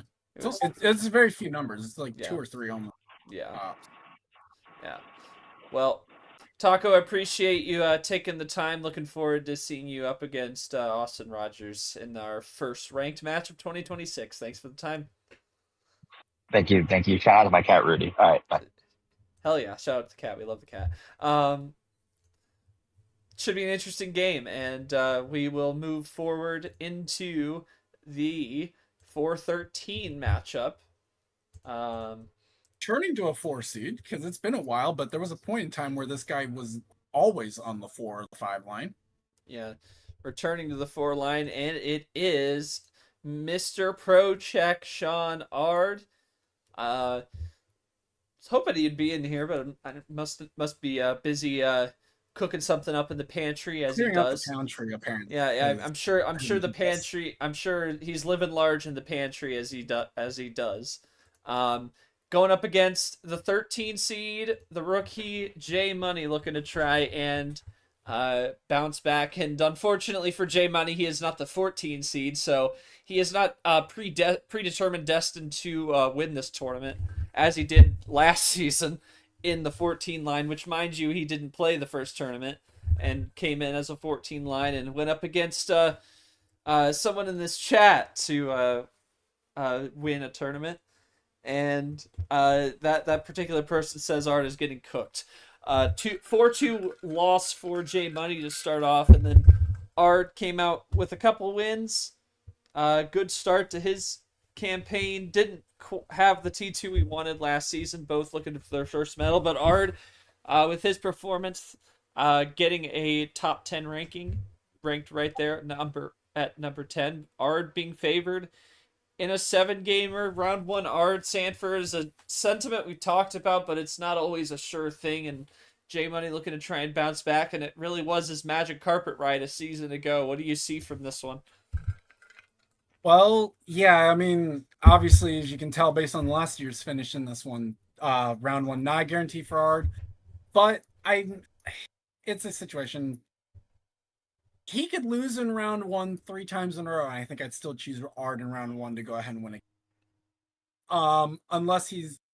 Until he's in a situation where he's facing like a top 3 seed in round 1, I'm picking Ard in round. J Money, he plays strong. He gets off the 15 line. That's the positive there for him. If he can play well again, the problem, I guess, is if he plays the same way he did, going 6, it's going to be hard to get off of a 13 line, considering to get up to like the 9 and the 10 seed range, you really have to be losing games in 7. But had a solid showing. I'm not going to rule it out, see what happens for him, but I'm spoiler on this one. I'm liking the 4-5 matchup happen for both 32. Yeah. I was not throwing shade, Joe, by the way. It's called recounting history. No, okay. I know who the 4 and the 5s are, and they are great round 1 players. That's a tease right there. This man has no sauce. Also, the guy in the 5 is possibly one of the most consistent people in the league. So that brings us to our 5-12, and number 5 is Yepez. And on that 12 line, he is going up against Red in a non-stream affair. And that's why I said the 5-12. So the 5-12, there you go. Another Legend v Rookie, and Yepez, a win and a loss, looking to try and... I love how quickly this man has no sauce. It's worth mentioning. I'll be able to explain Red's placement on this one. Yeah. It's actually pretty easy. Red had one of only 2 spots on the 12 line he could go. Red, if you have any, yeah. Oh no, that's oh when oh no, that's John actually Red could happen. No. It's unfortunate, but like I said, the problem was with with who's in the 5 lines. Yeah. There's If you want to literally- type there's your literally only thoughts 2 out, spots Red, left. you can do Um, that in the chat. So I'll read them out. with the lack of options, this is where Red ends up getting placed. I don't see him having much of a shot against Yepes. I'm not gonna. That's. I'm. This one I feel like is all Yepes. We'll see what happens. But I hope that Red can at least make it a good game. Yepes going 4-2 winner by the CPU. Red did get 1 win in this tournament. Also, I in love how D2. you say I'm going boring, but I did pick the 9, and then That's a top. That's in the coin flip game. I also picked the 10. He did pick the Like- 10. Picking the 9, insane. You're asking the guy who made the bracket to pick the upset. pick insane upsets. He doesn't want the upsets. Don't you guys get it? He wants his seeding to be vindicated. He doesn't want it to crash and burn, even though y'all want the insanity. Take your time, Red. Realistically, like the only seeds I really want the upsets out of is the 8-9, the 7-10. Night region 6-11. times 4. Yeah, I'm pretty sure you said you were happy to see round 1 chalk, weren't you? I mean, I like to see at least one region go chalk, but I don't need to see all 4 regions chalk. Linsanity. God. But at the same time, it does. When things go chalk, it does make my life a lot easier when trying to justify who's on a 2 line. Yeah. Yepes, by the way, coming in number 21 in the league. Red, coming off a 4-3 And I will say loss. this in Red's defense. Yepes typically does play his first round opponents close. This is true. Yeah. Red losing to Caesar in a 4-3 last time out. And get a hard opponent next round. Picked that a week ago. Golly. I'm looking. Well, it's not going to be what's next, but looking ahead to the ending of this, it's going to be funny considering the comment about being boring. Uh-oh. Yeah. It is going to be funny. We love a good tease, don't we? We love a good tease. But yeah, well, yeah, Red, when you have some thoughts, I'll circle back. That's typical for this. I try and justify the idea that the higher seed should be the one that wins. Yeah. Because otherwise, why am I like, if I'm going to say that Red's getting the upset over Yepes, why am I putting them on the 12th side? No, high seed is the right term. Low in terms of ranking, not in terms of numerical. Anyway, that's your top half. We go to the bottom half. Your second sectional of the claw region, and your 2 seed is going to be Hasim the Dream Acosta, and his 15 seed opponent is going to be Goldie. Goldie coming off a sweep loss, looking to try and bounce back. This is not your run-of-the-mill 15 Sanford. Goldie had a tough out to start, but she is capable. She won Tournament 2 in her D2 season. Didn't have the season she wanted last season, and looking to try and bounce back. This is a tough draw for her, but the CPU going with Hasim in 7. This could be a sneaky good one on the 215. Acosta did have the 10th place T2 finish last season. Double bronzes on his side. He comes in number 15. What do you think about this one? Yeah, I mean, it's unfortunate for Goldie. The lack of sweeps last tournament put them into this spot where, spoiler alert, everyone that got swept is on the 15 line or worse. Or I say or worse. They're on the 15. Basically, everyone that got swept last term is on the 6. And they get Acosta, who, at least as of late, does not lose round 1. This was also their coming out party last year, so there's not a lot that goes Goldie's favor. I think Goldie at least gets into the win column in terms of games. I probably don't say this gets to 7 like the computer does. I would say 4-2. And then I would say that Goldie might actually 5th place game. Yeah, it could be interesting. We'll see. But definitely not your run of the mill 215. Used to the brackets. It's not. It might. I think it could be close. I think the CPU's onto something with that one. I think Goldie has more in the tank. I don't think she's gonna bow out easily. We will see how it plays. I think a 7 gamer is not a bad choice. We go down to the 7-10. Your 7 seed is Verigold. And who's going to be that 10 seed? It is going to be Pikachu, the D2 champ. Should be a definitely an interesting game to watch. Gold didn't quite have the T2 they wanted a season ago. Didn't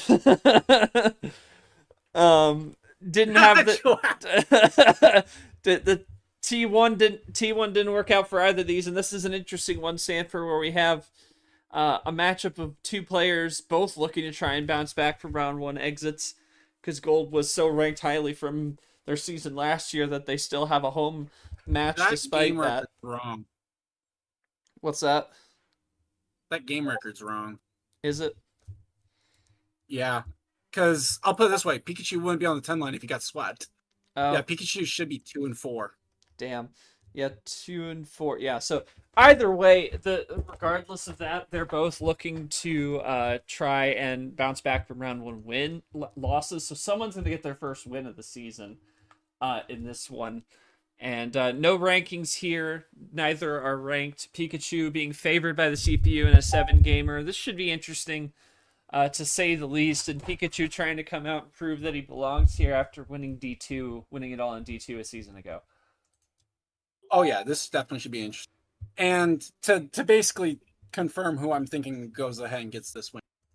What's the theme?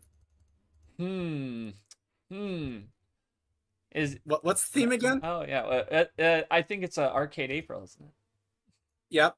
Yeah. And what is Pikachu a character in? Is it called a video game? I don't know. An anime and a video game. Yeah. So give me Pikachu. Because right. Pikachu's going to win in a video game themed tournament, obviously. Plus, Verigold doesn't show up to like T3 no matter what, any given. So yeah, Pikachu gets the win here. Yeah. 2-4. I will fix that up. There we go. And replace. Make sure I fix that. It is what it is. Obviously, mistakes are going to happen at some point. Yeah, I know. It is what it is. Can't be perfect. I think I had one last time. Well, Red's given us his comments for his game. But yeah, give me Pikachu, and then I would say that Goldie has a very good shot of actually getting over Verigold in that revive game. Yeah. Hang on. I sent out the wrong one. Almost. I about spoiled that, by the way. That's crazy. Yeah, and that's just to fix that. There we go. Now we're 2-4. There we go. Now we're cool. But we can go back. We'll circle back on Red. Let me just call that up. Like I said, last time going into Fairytale February, Caesar had barely lost any round of 64 matches. Same story here in Yepes. He's 100% there since. The huge objective for him is going into this tournament is not going 0-4. Yepes is a Super League. That was supposed to say. A tournament winner. He's done great in here. He predicted it 1 week ago that he would get a tough matchup. Here it is. Not many people in the reveal show believe in him. So time to get booted out of the first round once. Says good luck. Put up a fight. Appreciate those thoughts. Oh, it took 5 years. Stop being a quarter. Wow. Yeah. Yeah. Well, man, I stop mean, being a quarter. I could see Red getting into the 5th place game. I could see it. And maybe even going 2-2. Or no, he can't go 2. would it be? Oh, would it? If he gets to the 5th place game, I can see him being 1 and 2. That's what. No. Maybe. Yeah. My math's not. It'll be tough. He's going. I mean, he was once a Super League champ. Won the first Super League in 23. Let's see what happens in that one. If he loses that 5th place game, he would be 1 and 3. If he wins it, he'd be 2 and 2. Yeah. I could see it being one of those two. Yeah. All right, back to the bracket now, and your 3-14 matchup here in the Claw region. Your 3 seed is going to be G-Man, who won this tournament a season ago, so this is a stream match, and he's going up against a 14 seed in Luke, who is looking to try and bounce back. Had some controversy around that one. Don't have to get into it too much. We move on. Lost to Cap last time out. Looking to try and find some different results. Forgot about Luke's existence. Okay, Luke was the highest sweep. Highest sweep, yeah, in the 14 line. And of course, G getting that gold medal in this tournament a season ago. G, if you'd like to type out your thoughts in the chat, feel free. Thoughts on Luke. And he's favored 4-2 by the CPU. A win and a loss for G. He comes in number 23 in the league. Looking to try and keep building and defend his crown. But yeah, highest rated swept player. Sandford, thoughts on this one? G and Luke, obviously, was once Luke's commissioner in Division 2, and now they square off again. Not again, but for the first time. As D1 counterparts, your thoughts? Yeah, I think there's too much going here. Even if you want to pick an upset, to every game, I think there's too much here that goes in G-Man's favor. G's coming in 1-1. He's got the record advantage, both series and game wise. This is the tournament that he's trying to defend winning. And for Luke, I think the goal for this one still has to be at least just trying to get at least one game, basically. Like try and put up a good showing that you can try and work your way back off of the 14 line, because the 14 line is not going to be the spot you want to be as we start getting deeper into the season and start getting the guys that are top 25 players have been strong on. That said, on the converse, it does allow him a spot where he can get a top 25 win if he does. So be a good kickstart, no doubt. We'll cast 22. Yeah. Oh, sorry. Which part did it cut out on? No, you were good. I said it would be a good kickstart to his to get a top 25. Same spot. Yeah, that is true. And G saying, I usually look forward to playing some of the guys who come up and promote into D1. Luke has some good things going for him, even if he's been a bit cold as of late. Hoping for a good match and look to try and repeat if I can. And I'll note that you noticed the 57th in this tournament a season ago in D2 for Luke. That, mind you, was probably a big-ass hangover from the February Flurry win for Luke. So now the inverse has happened, at least halfway the inverse has happened, where I believe, if I was right, or maybe it was a 4-1, he either got swept or it was a gentleman's sweep in Tournament 2. And that's why he finished so low. I figured it was a sweep since he was down there, but it was big time tournament win hangover for Luke, and now he started off with the trial, and maybe the trial and tribulation. Maybe he finds a way to turn things around, but uphill battle against G. We'll see how that one fares.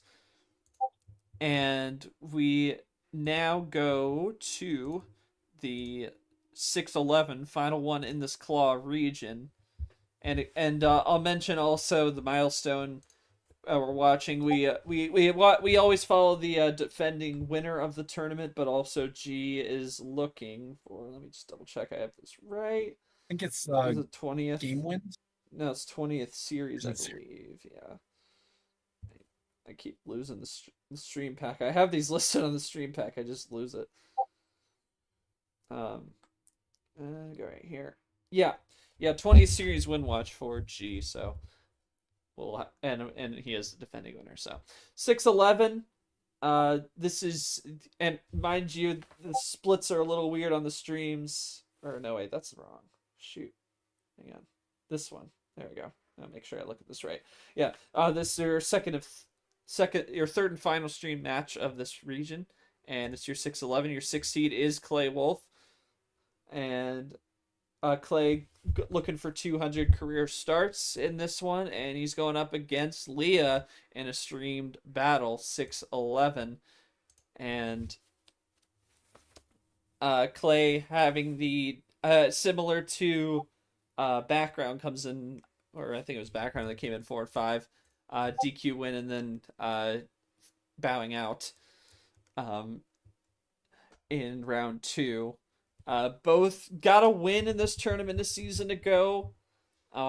Clay with the silver, no ranks on this one. Leah favored in a close one by the CPU, both looking to try and get their first true wins on the season. Sanford, your thoughts? This is an intriguing 6-11 Master Novice. This is definitely interesting to see which way it goes. Yeah, situation actually with this one where both players actually get the same exact seed that they were, obviously different matchup. Leah's an interesting player in that never really had it click in a way. She's done enough to always stay up here, not had to worry about relegation.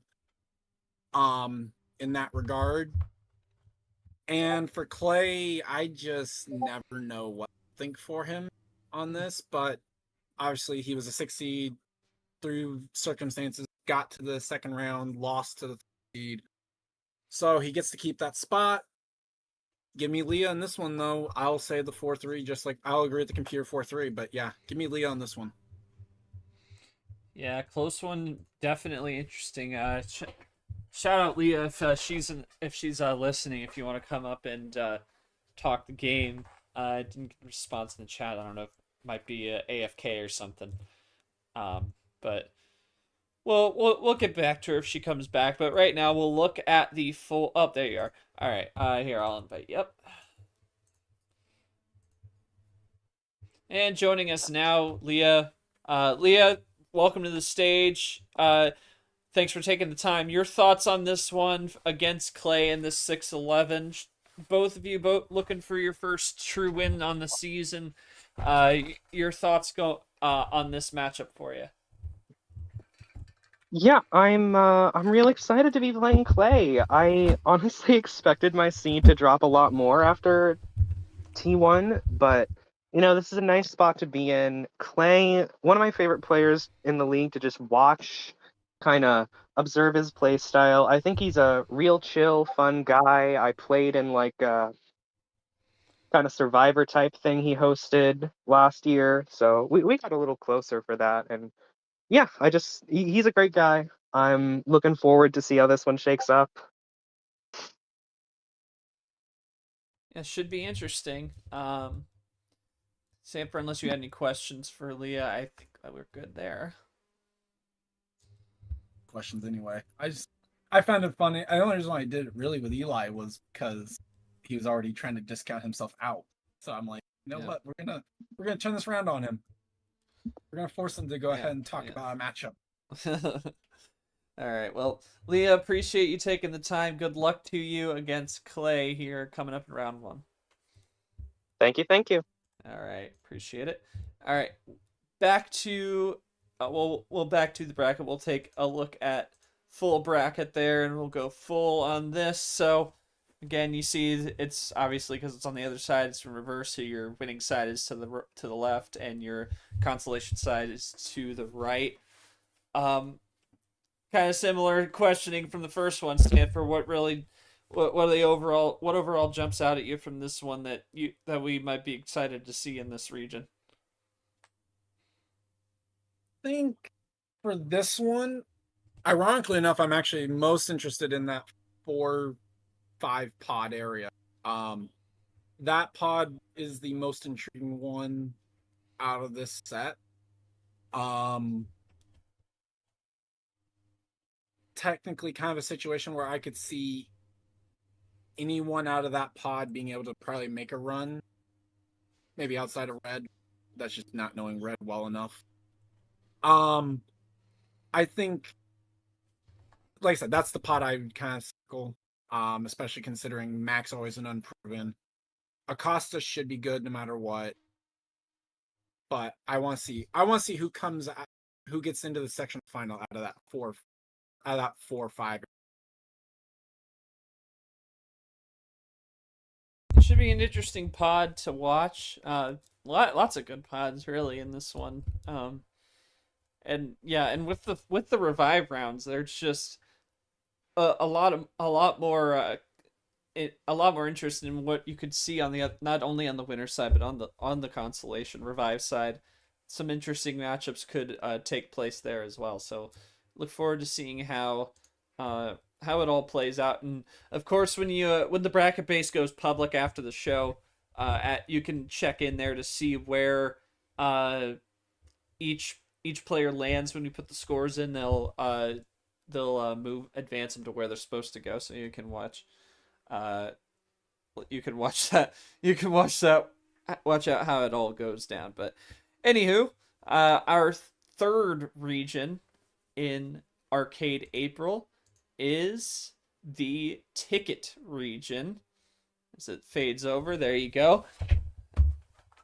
Rocking some yellow there. Looking to try and cash in some big prizes out of this region. Let's see what we can get. One seed is going to your one seed in the ticket region. Any guesses? Any guesses? I feel like the 1 seeds should be predictable. The 2 seeds, we've gone past the one that would have been the least predictable. So I think from here, the 2 seeds should be also. Yeah. For anyone, if I had a soundboard, I'd be hitting my ding sound effect because you're all right. It's Nick. Nick is the 1 seed in this region, and his 16 seed matchup is going to be Camaro Man 55. And this is the one seed that is going to be streamed. Kind of a spoiler there. Heaven help us. Yeah. The fourth 1 seed, which you may or may not have gotten right. The fourth 1 seed is not going to be streamed in this one, but Nick, you get the stream because you're on the 100 wins watch. Yay! Anyway, 22-15 start for Nick. Solid T1. Got maybe the bronze. He should have been swept then. I don't know. Yeah, got the bronze. Maybe he shouldn't have been swept as a 15 seed. Yeah, swept as a 15. What more can you do? And CPU taking Nick in a sweep. I mean, are we saying free win for Nick here, Sanford? What do we think? Tragically, yes, I think we are. I don't think. I'll say 4-1 only because Camaro's from California. Oh, let's look at. I mean, hold up. The CPU is even going 4-0. I mean, come on. Like, the CPU never goes 4-0. And it's done it twice on the 16s. Oh my god. Well, meanwhile, while we're debating ball knowledge, Nick, welcome to the stage, and number 3 player in this league after that bronze finish. Now you're back at it. Thoughts on getting Camaro, and do you think you're going to get swept?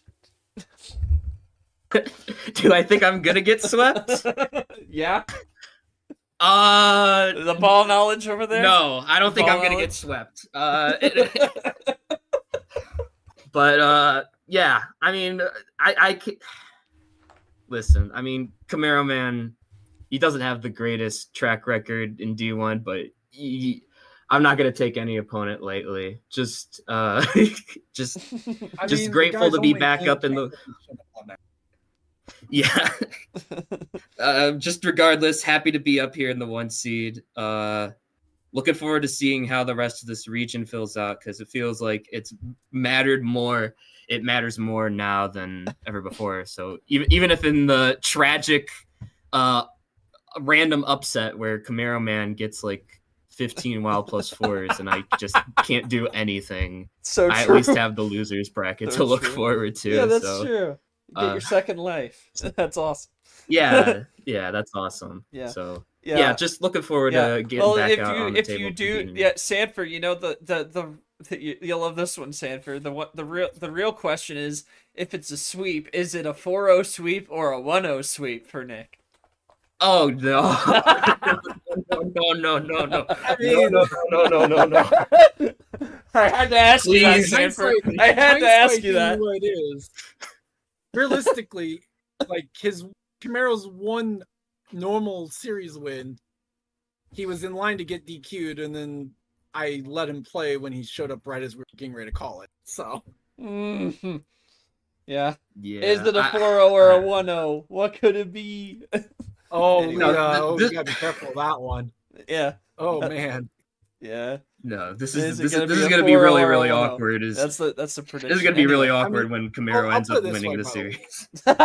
Final point on this. Put you on the Final D1 point Live on this post game for right Camaro. after. So Nick, your thoughts? So what happened? No. Listen. He earned a spot. He earned a spot up here. Yeah, he did. I'm just happy to be back on the table and looking forward to the match. All right. The final thought I will put on it for Yeah. Camaro is if he didn't want us to be disrespecting him, then he needs to show up better these games. So true. That's Truth, tough. nuke. Truth nuke. So true. Nick, thanks so much for the Okay, let's time. move on to Good the better luck, matchup and out of hopefully this you play. time. Hopefully you get more than one game win out of this. Yeah. Thank you. All right, Nick. Everybody. All right. Yeah. That's that happens to work for a few people in this league, but 116. We'll see what happens. Let's go over to the 8-9 in this ticket region, and the 8 seed is the fastest draw in the West. Ghost. Who's he going to take on to that 9 line? It is none other than Abion. That another streamed game out of this region. Veteran on veteran crime. Sanford, you pounded the table for this one to be streamed. Both Ghost got a win. Abion didn't. Both got a win in this tournament a season ago. Ghost being picked 4-1 by the CPU. Your thoughts on this one on the 8-9? To be fair, this one the idea of it being streamed was because we didn't have an 8-9 that was being streamed, and usually we try to stream one of them. Yeah. For this one,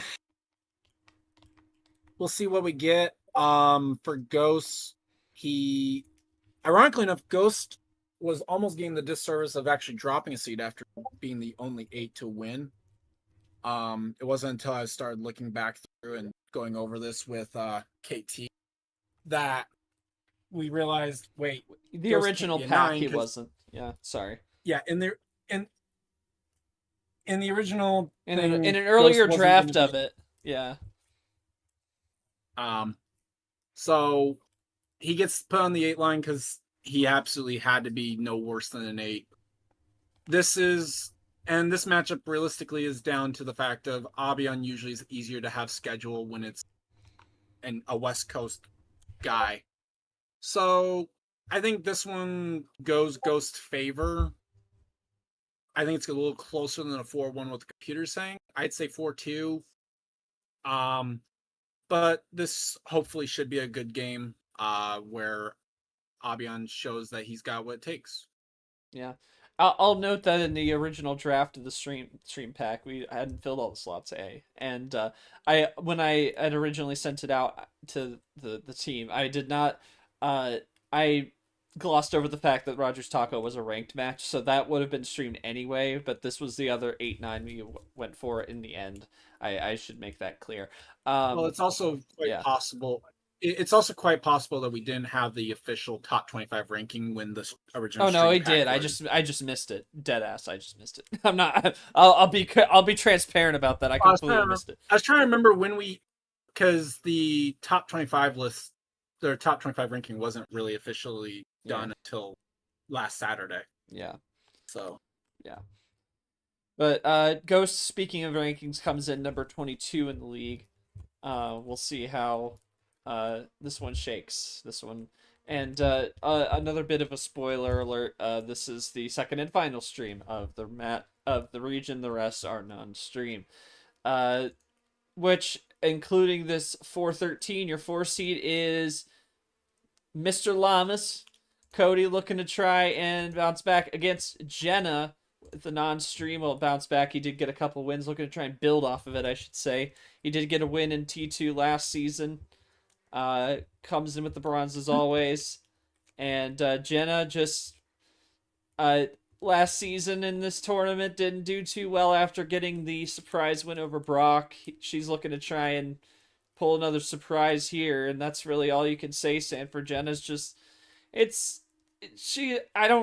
hasn't been much to say about Jenna, unfortunately. She's only had that win against Brock last season, and she still hasn't been able to put much more together. Lamas being picked 4-2, the number 14 player in the league. Your thoughts? Yeah, I mean, Joao wants me to pick upsets, but then you have players like Jenna in a 13 seed who literally have one career series win to their name, going up against the person who's made Super League in the past. So, I mean, trends, historics, everything goes Cody Lamas' way. I'd be willing to even say that this is sweet potential. I'd say 4-1. Yeah, even Joao, the Mr. You have no sauce. He even says Lamas in a gentleman's sweep. Yet you're pounding the table as a joke for Monaco. Like, give me a break, bro. Right, exactly. Trust Monaco, but yeah, Jenna doesn't have it. It's all a good joke, but Lamas. It's always boring when you're going against the upsets he thinks. Yeah, exactly. No, yeah. Only no sauce there. Anyway, he wasn't listening, was he? Because I picked Leah in the 11.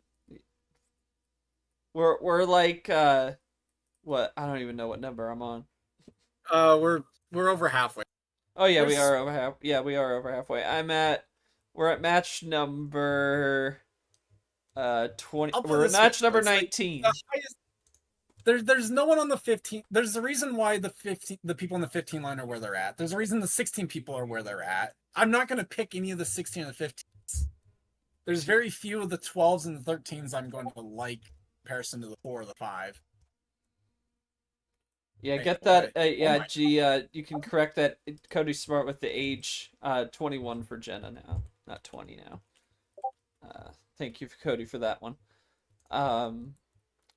Yeah, we'll see. I think it's probably going to be a lot. I think I'm right with the CPU. I think Jenna makes it maybe interesting for a little bit, but I think Lamas has it.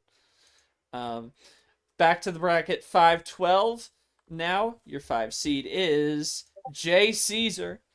And he's going up against 12 seed Evan, who is in the chat. Non-stream affair. As I said, all of them are non-stream the rest of the way. Oh no, he says. Both got a win, and both got a win and then bowed out. Evan, I forgot to put D2 tag on that one, but yeah, didn't have quite a good T2. Caesar did get a pair of wins in this tournament a season ago, just at the bottom of those rankings at 25. And yeah, that is the change in the card, and White Spider is now in there. Mark, the tournament winner, has moved over to Yellow Zero, taken Drip's spot in the Yellow Zero. So yeah, now Evan, you're sharing the G2 house with White Spider. Evan, if you want to type or talk your thoughts up on this game, let me know. If you want to come up to the stage, I can invite you. But while we figure that out, Caesar, in a 7-gamer from the CPU, your thoughts, Sanford, on this one? It's first round Caesar. Yeah.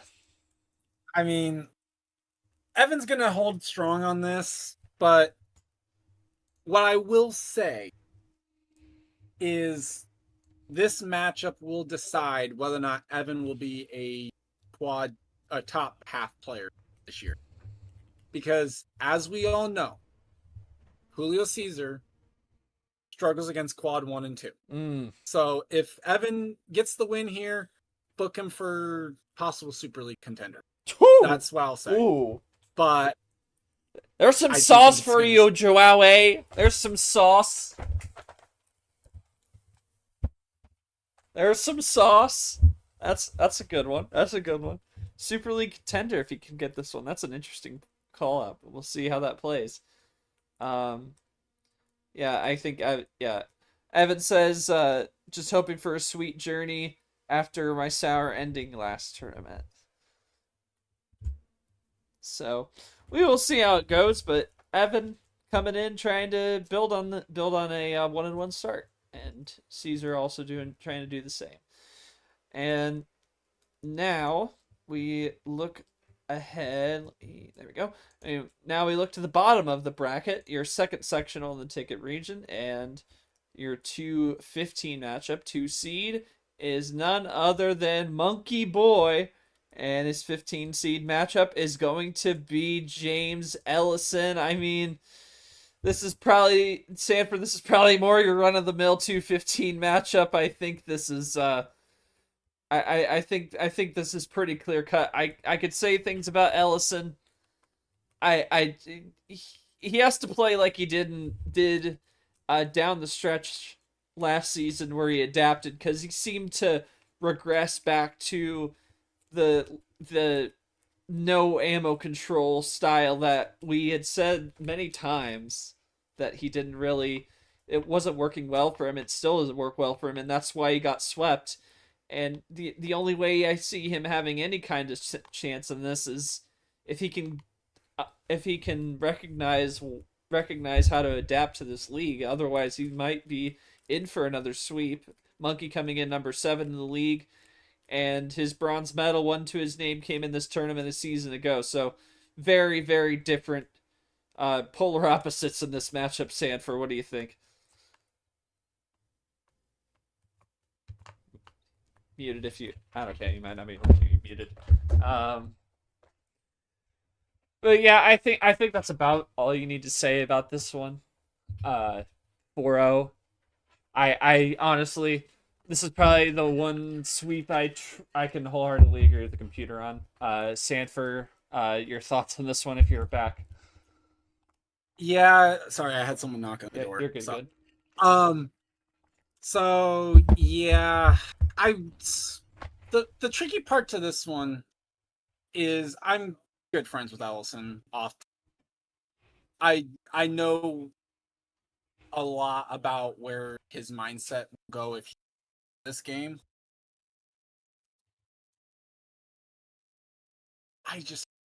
I hope he wins a game. I really do.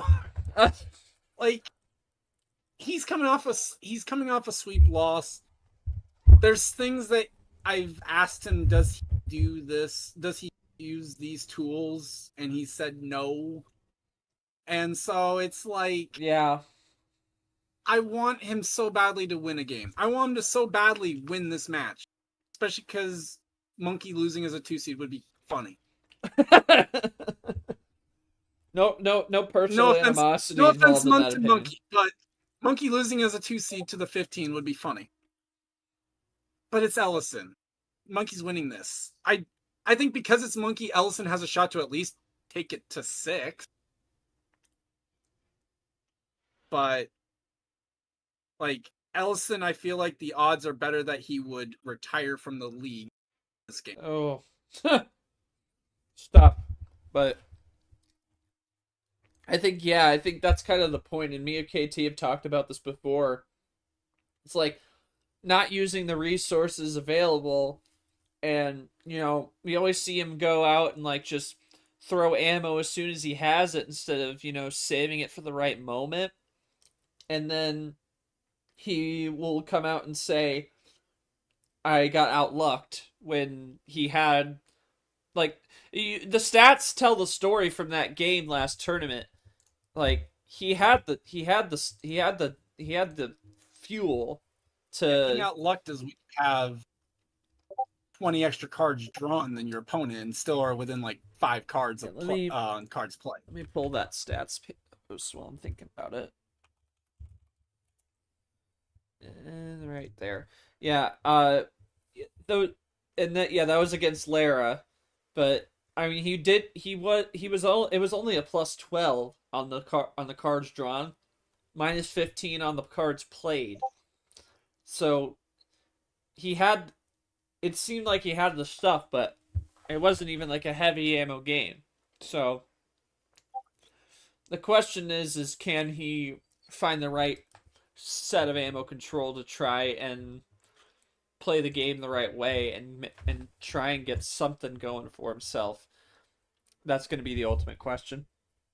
And this duo not changing. The other one shared with M on that blue 6 that is unchanged from last tournament. And I didn't even notice that. Ellison's so bad we didn't even change his card. What's that?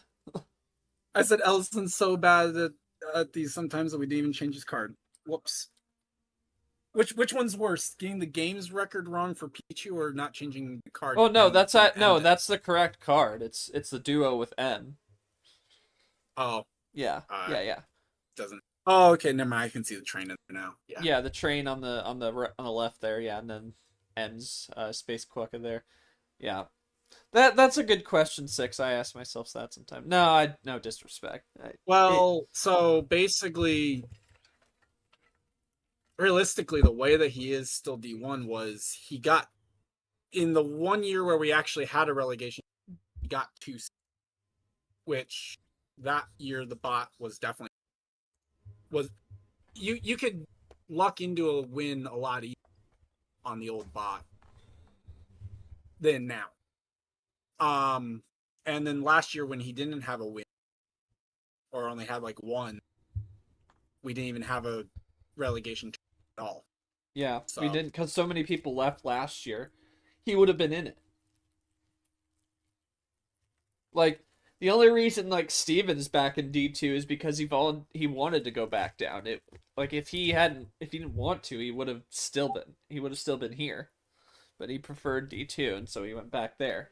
But otherwise, everyone else who would have been in that zone either retired or got to come back. Well, the retirements caused the people that were above that line of retirement to come back, and Ellison was one of them. So there's retirements from people above the cutoff line that allowed people below it. That's what needs to be said. Yes. That's why nearly the whole championship field got to get promoted in the end. But yeah, that's basically the story. So we move on now to the 7-10 matchup here in the ticket region. Your 7 seed is Mr. Cody Smart, who's here in the chat. And over on the 10 line, who's he going to be facing? None other than Stingray. This should be by far an interesting game. Cody obviously getting the Sweet 16 nod in this tournament a season ago, made his way deep into this one, 18-11 last time out. And on the other side, Stingray, he had the DQ. I believe, was that right? No, he had DQL. Yeah, after winning DQL. series. Yeah, DQ after the win. So he's 4-2. That's That's why he's the 10, because Sting last tournament had the weird thing of he wins the series out of the 8 seed, and then DQL. So that's how he ends up in this spot. Truthfully, if it was on merit and he had played the second round game, you're looking at a guy who's an 8 seed.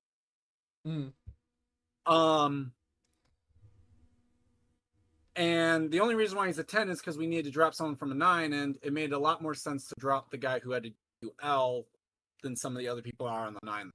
So Cody, in a way, gets a rough matchup here. And for that reason, and West Coast bias, give me the upset. Give me Sting fourth. Ooh. Disagree with the computer on that. Yeah. Except it's reverse on the 7, yeah. Cody Smart, you want to pop up to the stage? And there's a little bit of sauce from Sand for Joao. You like that? You know he does. He does. You know he does. You know he does. All right, I didn't hear him. I didn't see him typing. Might be. I don't know if he's got eyes or not. There he is. Cody Smart, welcome to the stage and welcome to the 7-10 game against Stingray. Your thoughts on getting this one? Welcome to your first home series advantage. Yeah, there you go. Round 1. Yeah, what do you think about this one, man? I'm not gonna lie, I thought I was gonna get a slightly rougher draw than that. I mean, I knew it was gonna be kind of rough, but seeing how everyone else in the Elite Eight moved up, only maybe not as much as I thought they would. I mean, this is a bit of a surprise being a 7 seed to start off, especially with this pod. But crowded 6 line, what can I tell you? There was an outside shot of you being on a 6, but it's a crowded 6. Yeah, fair enough. But this is kind of an insane matchup. First of all, wish me luck scheduling this one. But regardless, though, besides all scheduling mess up, I doubt that it's going to happen again. So I think this will be a decent match. I mean, I always go by the presumption that if any sort of amulet goes my way, then it should work out. So I'm not too worried about this, but there's always a possibility. I remember last year, T2, D2, I basically got lucked out of that one as well. So I'm hoping this does not become a trend. Still a solid showing to start off. And I think on the scheduling side, I think as long as you have nights available this week, you should be fine. Yeah. That was the main problem. That was the main problem of why he got the DQL before, was it didn't get communicated quickly, and he had mostly about it. Yeah. Fair enough. Well then, I mean, this is gonna be an interesting one. I've never been in any of the seed line territory here. Because I mean, last year in D2 it basically went from 10 seed all the way to a 3 seed going into Archery April. So this is a unique position for me. I'll have to try to traverse this one a bit more carefully since this is kind of unique.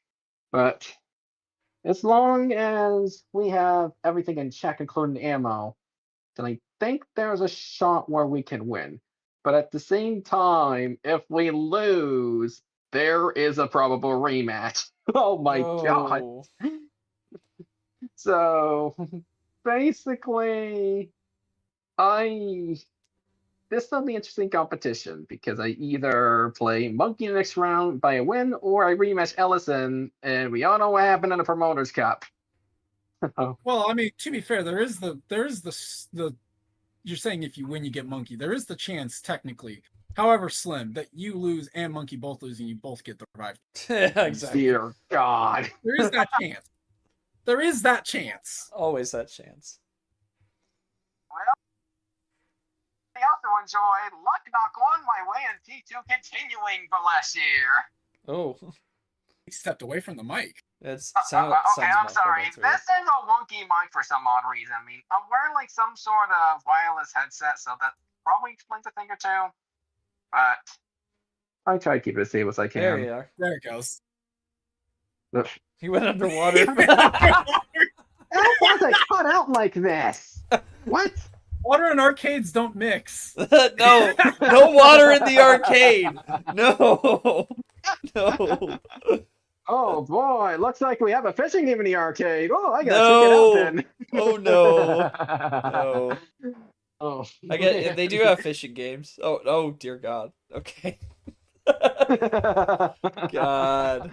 Well, Cody, I appreciate you taking the time as always. Good luck to you against Sting. Should be an interesting one to watch, no doubt about it. Yeah, thank you. Yeah, of course. All right. Back to the bracket 1. 2 more games in this region. We go to the 3 versus 3-14. 14. Your 3 seed is Nam. And who is his 14? It is your newcomer, White Spider, and there he is again on that green 2. So, of course, no games record, not including whatever he did in D2 in Tournament 1.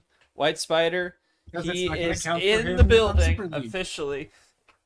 Welcome to D1, and you get Nam, who has had success. He comes in at a top 20, and he got a couple of wins in this tournament a season ago. White Spider made it to that Elite 8 in Tournament 2 last season.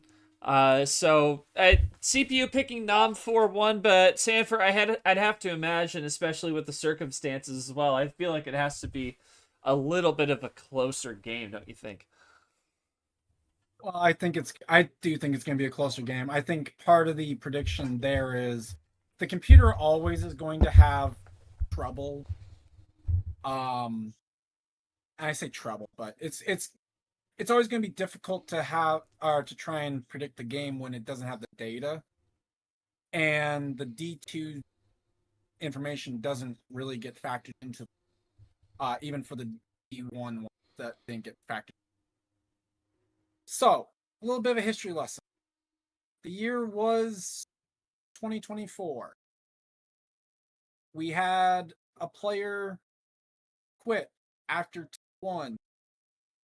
In fact, actually, they played me, and I beat them on a stream so badly that they decided to insert the D2 champion for T1 that year, who got placed onto a 14 line for T2, went on to win the whole thing. So give me White Spider round 1 because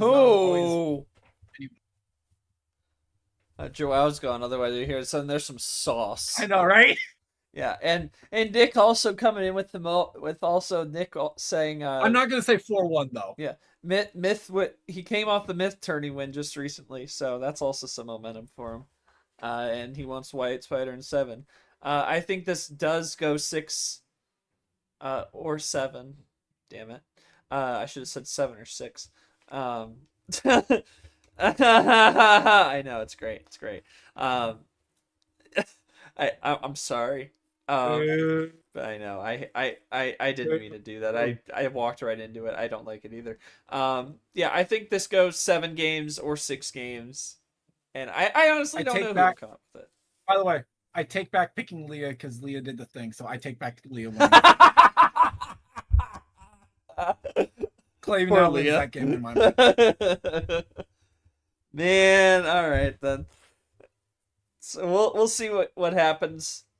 This was. Let me make sure I got this right before I say it. That was the 3-14, so we have the 6-11 in there. Yeah, this was. I thought this was his best tournament, White Spider, but he actually placed 5th in the next tournament. So equal-ish performances for him last season in this, but he sandwiched in between but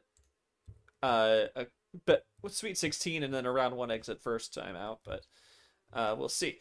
Anyway, onward to the 6-11 final game in the ticket region. What's it going to be? It is none other. He's in the chat. It's Bad Brad. He's in at the 6th line. Coming in on the 11 line, he's facing off against Chomik. 2 2024 Super League players. They did not play in that Super League. Feel free to type out your thoughts, Brad. Appreciate it. No ranks on this one. Of course, Brad has the trio of medals, and neither of them really came out with much to show for in this tournament a season ago. And Sanford's another matchup of 2 guys looking to try and bounce back from round 1 losses. And I'm pretty sure I have these right this time. Both falling 4-1. Let me double check. And that's exactly why both of them end up in this spot. Because basically, since both of them lost in 5 as a higher seed, they both take a similar drop. Chomik was falling spots from the 8. Yep. Brad falls spots from 3. We end up with them on the spot. Yeah. I have no clue how I want to pick this one, truthfully, because Chomik 3-4-3 on the CPU. Terrible in round 1. Brad will tell you he's terrible in round 1. The problem is, Chomik has struggled in round 1 recently as well. So Sicko One of match. them's gonna have to Sicko do good. match. Sicko alert. One of them has to do well. So, I mean, I'm going to say Chomik because yay 11 seeds, but I don't feel good about either of these players. Sicko alert, literally. I don't want upsets, but at the same time, I put both of you on this spot and you both are struggling. So one of you, this is purely a one of you has to win. So I'm picking one. One of you has to win. Oh, goodness. I said the 6 line was stacked and people I needed to have on it. You would literally, Yeah. I couldn't have. There were a lot of further. options, not in terms of like how good the line is. It's like it was kind The of. problem was so basically There were only 4 spots. There's someone else that also lost in 5 that had the same drop you had, so you had to drop to here.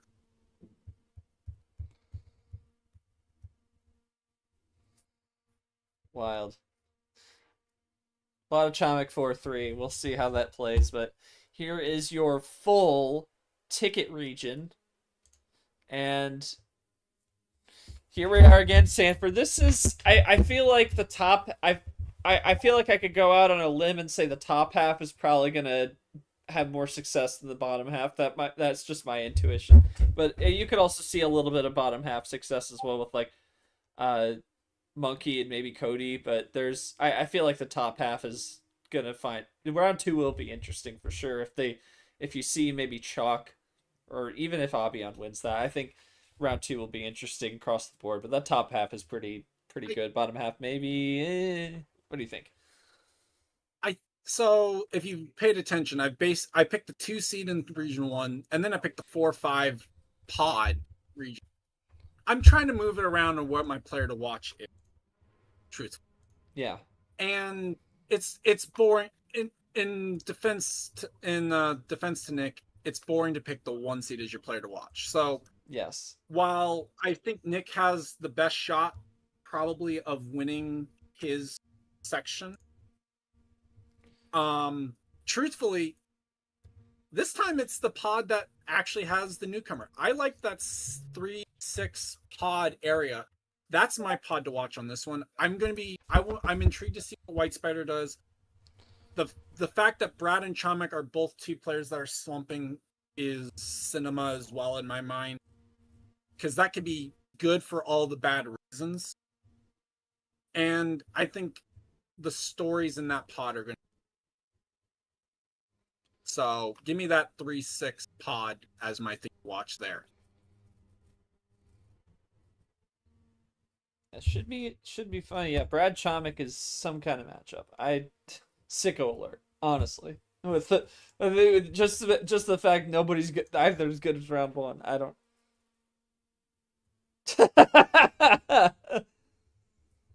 Oh, the logic. Yeah, it is Callie. Yeah, because although he didn't pick Camaro, the Callie upset, so that could always be personal though. Anywho,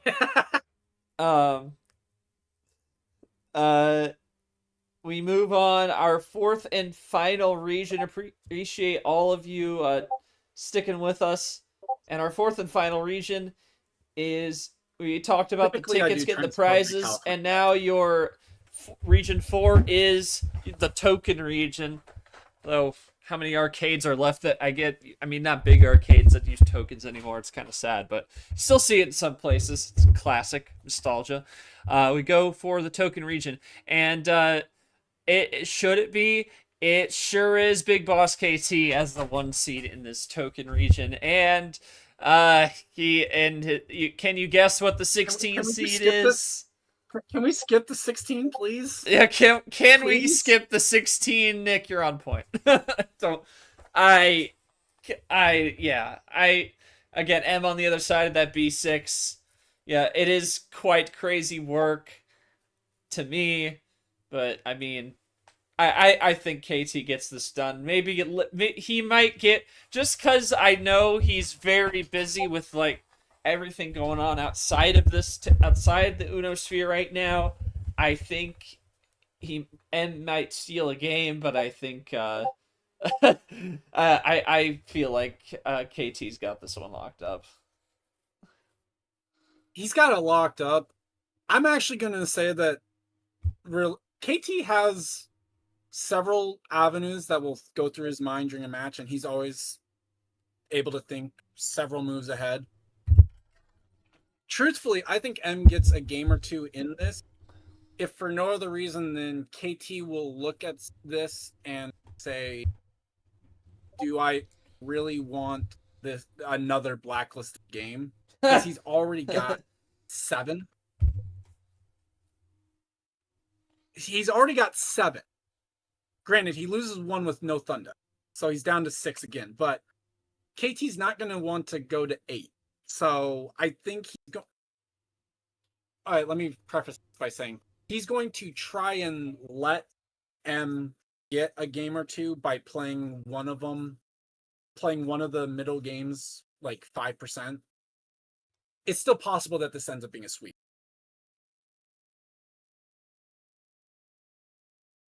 Yeah, very possible. I think it's very possible. Wow,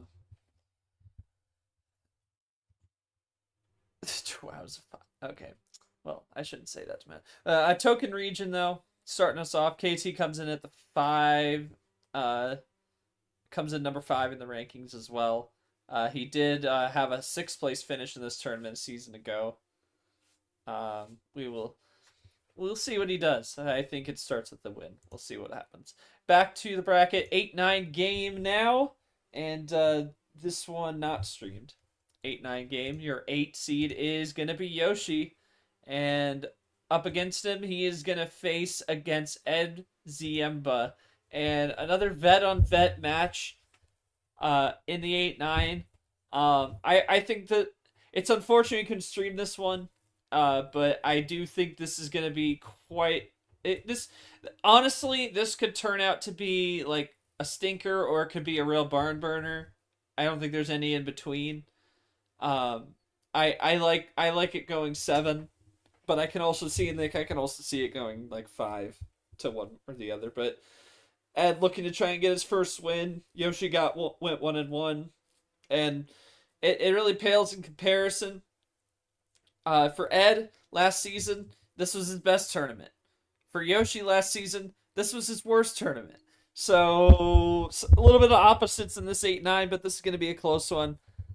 Sanford, how do you feel about this one? You know, I was probably going to pick Yoshi until you said all that, because I mean, I'd like to pick at least one of the 8s to win. I don't think I've picked one of the 8s yet. I don't think I've picked it yet. No, I picked Ghost. So I've picked 1 8. Yeah, this was Yoshi's. T2 is Yoshi's round 1 exit out of the entire year. Yeah. I mean, that and the fact that the 9 seed typically goes like 3-1 in this matchup. Give me sure. Ooh. And I swayed him. But yeah, I mean, Yoshi at least makes the contest.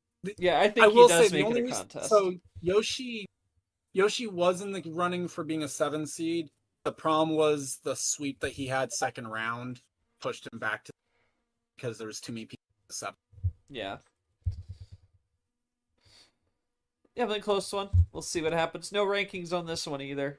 Definitely gonna be an interesting 8-9. Keep an eye out for when that one's scheduled. I'll be one to watch that one. Anywho, that's why I said that typically the 9 seed goes 3-1 in this matchup. Yes. Typically. Sometimes the 8 goes in the 3-1. Sometimes they split it 2-2, and sometimes the 9 seed gets the sweep of it. Onwards now to the 4v13, and this one is going to be streamed, as this guy is on watch for 100 game wins, and that is going to be Myth. And I have a feeling he might get that because, well, no disrespect to the man, but 13 seeds, Alan. Stream match. I just think it. I'm right with the CPU Sanford. I mean, both looking to try and bounce back from a loss. Myth surprisingly round one loss, but did go 7, so he didn't drop too far. And Allen, the 6-game loss at the 13 line. I don't see how Myth doesn't come up with this one. This was his best tournament and his first medal in his career. Back in this tournament a season ago. I think it's probably Myth in this one. What do you think? If Myth doesn't win this game, we need to have a talk. Just a talk. Yeah. Intervention, either that maybe, or we need to investigate whether or not Allen was actually so. I think we need to investigate him for PEDs if he wins this. So actually, sorry, I got that wrong because the one tournament Allen actually did anything in T5. he wasn't exactly. The one thing I will say Allen has going for him is going to be Myth plays low, Allen plays high card. So I think there is an avenue there that he can probably get a game or two. But as long as the luck's on Myth's side, he's going to lose. Yeah, I don't think there's much more to be said. I'm right with the CPU. I just don't think I think Myth is. Joao, you missed me pick like 6 upsets. Oh yeah, you missed all the sauce, Joao. You missed all of it. You gotta watch the show back, man. You picked White Spider. Can you believe that? White Spider over Nam in a 314.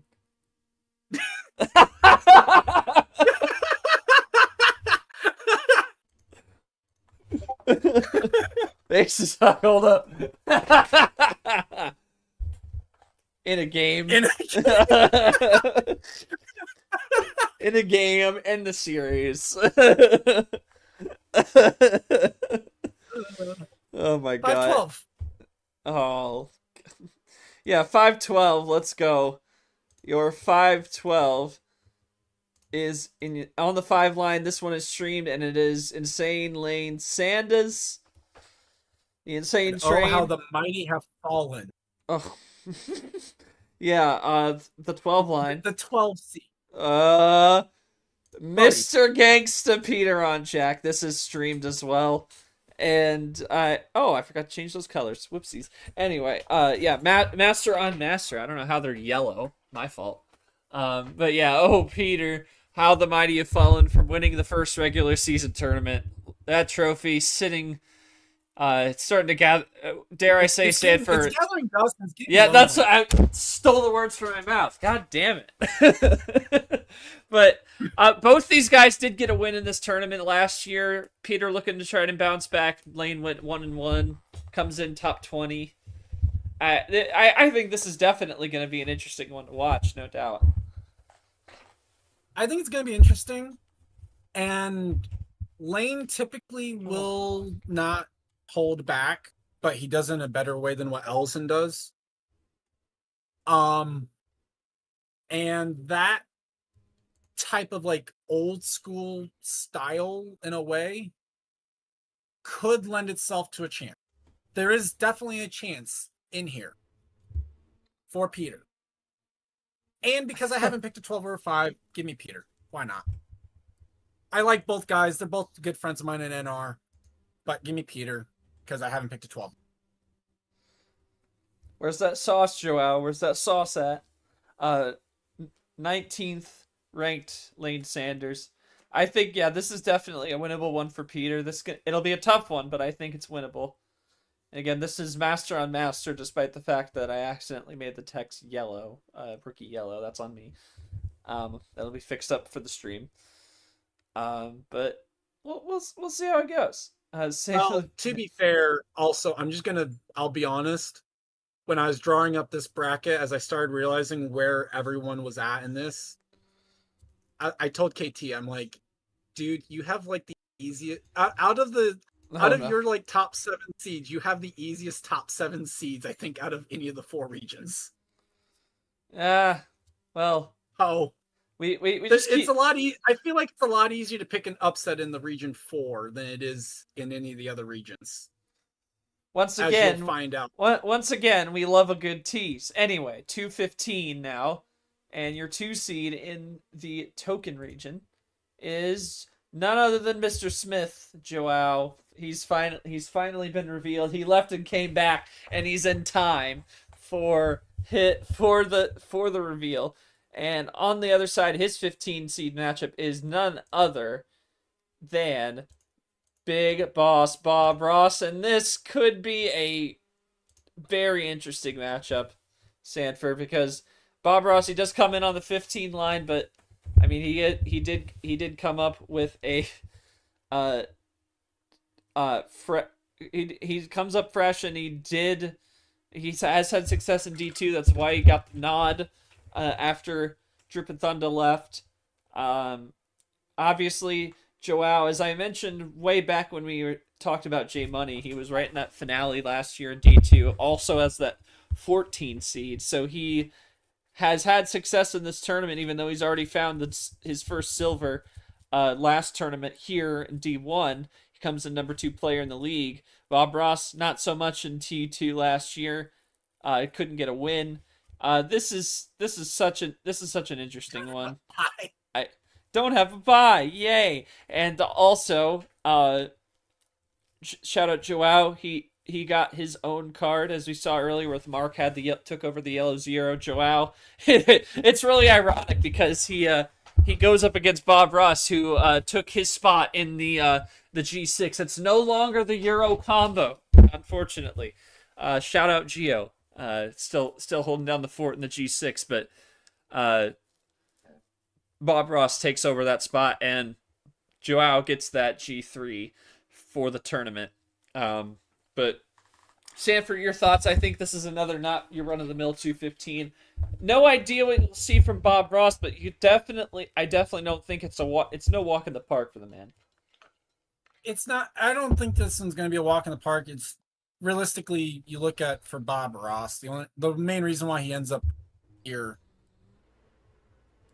Yeah, we'll get to Joao in a second. Go ahead. The main reason why he ends up in this spot is White Spider was basically precedent put him into the 14, so Ross wasn't going to end up in the same spot. He gets a 15.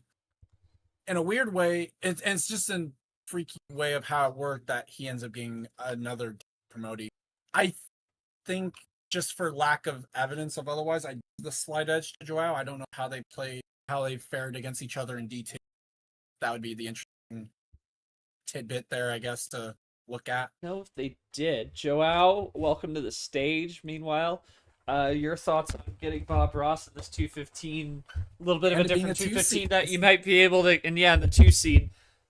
No buy. An unprecedented 11 seed raise up. Yeah, I think that it's definitely a different 215 for you. Your thoughts on this game for you? Oh man, it's gonna be tough. Like, if there's something I didn't want to see, it's that I'm playing a rookie. It's not ideal. It's not what I want. You know how I am. I always predict a rookie to win, but what can I do here? You know, the great moral dilemma of Emery Uno. And it's gonna be tough. Bob Ross is a very how can I say? It's a very interesting player. I'm hoping to just do my thing, and keep up with a good T2 finish. You know, same as last times. Yeah. Yeah. No match history, by the way. They did not play. This is their first meeting. Should be an interesting one. I'm looking forward to seeing how this will play out. This is not on stream, by the way, non-stream.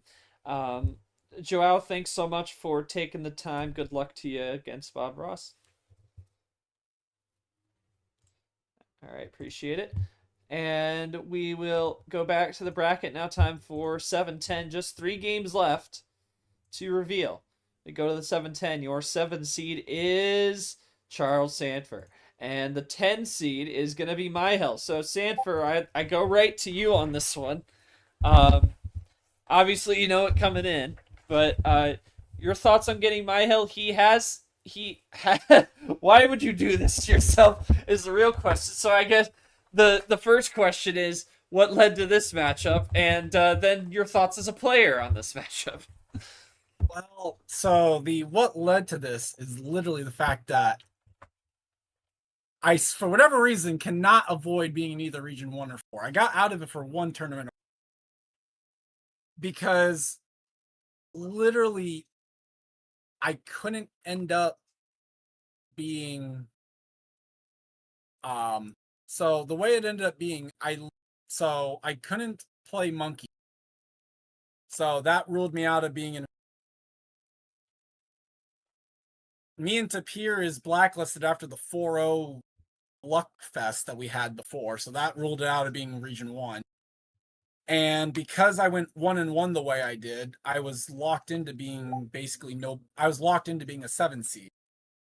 So the problem was it was either this or Region 2, and the problem was Varigold, I think, ended up having another issue, couldn't put him into Region 4, and therefore I ended up.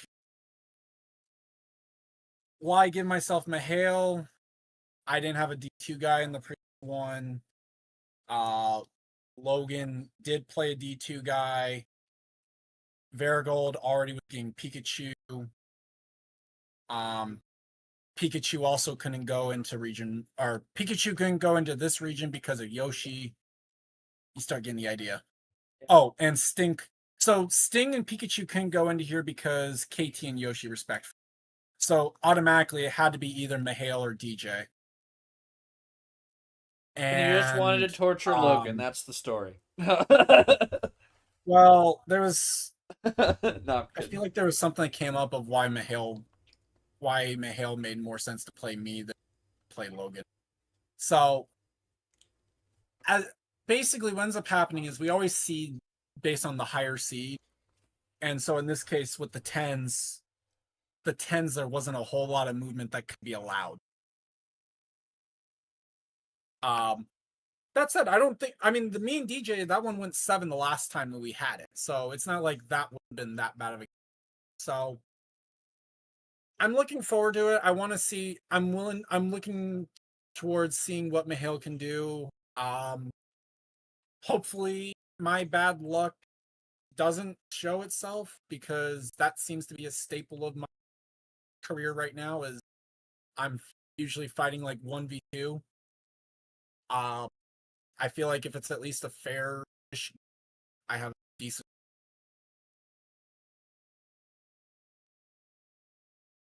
All right. Well, we'll see how that goes. Yeah. Aggressive. It's balancing when to be aggressive and not. That's realistically what I found.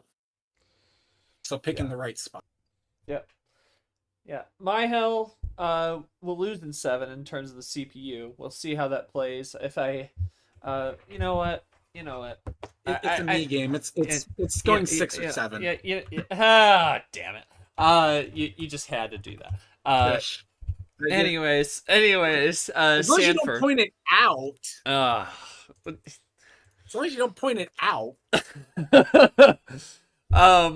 Well, Sanford, yeah, CPU says 7. To me, I say heads or tails. Tails. Tails continues to fail. My hell of 7. Anyway. Tails 0 for 2 on the tails. I think you need to get your flipper. I think you need to get your flipper checked, is what it is. Let me just now to help prove my point about the fact that KT has a very friendly line to the Final Four. Let's show him the 3 seed. All right, the 3 seed is Brian, the chicken parm on the table. And number 14 is JT, Jesse Turner. This one will be streamed, and JT still without a win since Super League 2024. But he did only lose in 7, so he is looking to try and bounce back. And I think, honestly, Sanford, this is no disrespect to Brian, but I think this is probably the best 3 you could possibly draw out of them for JT. Brian, though, he comes in 13-9, but I mean, and he does come in ranked 11th, but it's very winnable for JT. I give him more of a chance, and the CPU is too. Although it's albeit it's picking him in a loss, but still, I think he can definitely take it 7. Well, it's going to be one of those things that when you look at this, I mean, Brian's been playing well, obviously. I wouldn't have put him on the 3 line if he wasn't. The fact that he's a 3 is insane to me, though. Crazy. But he got to Sweet 16 as a 6. Lost in 9. So, I'm not going to say he's undeserving. It's just, it is a miracle to me that I even put... you have the opportunity to. It's one of those things, I looked at what did he do, who did he beat, did it make sense that he could get to the spot? Because realistically, if you lose in the Sweet 16, it's understandable, it's justifiable that you're on a 3 or a 4. But if you're Jesse Turner and you do not win this, then win. Give me Turner, because he's got to win at one of these points, right? Right. And I think this is the most favorable 3 out of all 4 3s. I honestly think so. Like, I mean, the other 3s were background, G, and Nom.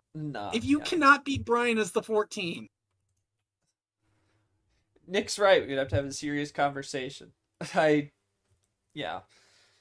think this is the start of the resurgence, but we'll see. Both players didn't get a win in this tournament last season. Obviously, Brian had the late season resurgence. Or surge, I guess. It's not even resurgence because he was never up there to begin with. But the comeback starts now. The comeback starts now. If he does lose this, I think Leah's right. Career over. Yeah, it might be. We'll find out. But that's your 3-14. 1 match to go. 6-11. You know the players. And your 6 is Toaster Guy. Your 11 is William Brock the Rock. Master on Master. This one non-stream. The triple-digit numbers. And this is CPU from the top rope. I think this is the most, surprising CPU pick. I can understand why, but it's kind of honestly the craziest one. It picks Brock in 6 over Toast. They both, again, another 6-11. They're both looking to try and get their first wins. Brock did get a win in this tournament, or not Brock. Toast did get a win in this tournament last season. Brock did not. Brock does have the silver to his name from the T5 crazy run of 24. This is gonna crackhead matchup is so right, and I feel like Toast is gonna have the edge, but I am surprised, flat out saying, for that CPU is picking Brock in 6. In 7 maybe, but in 6 is just nuts.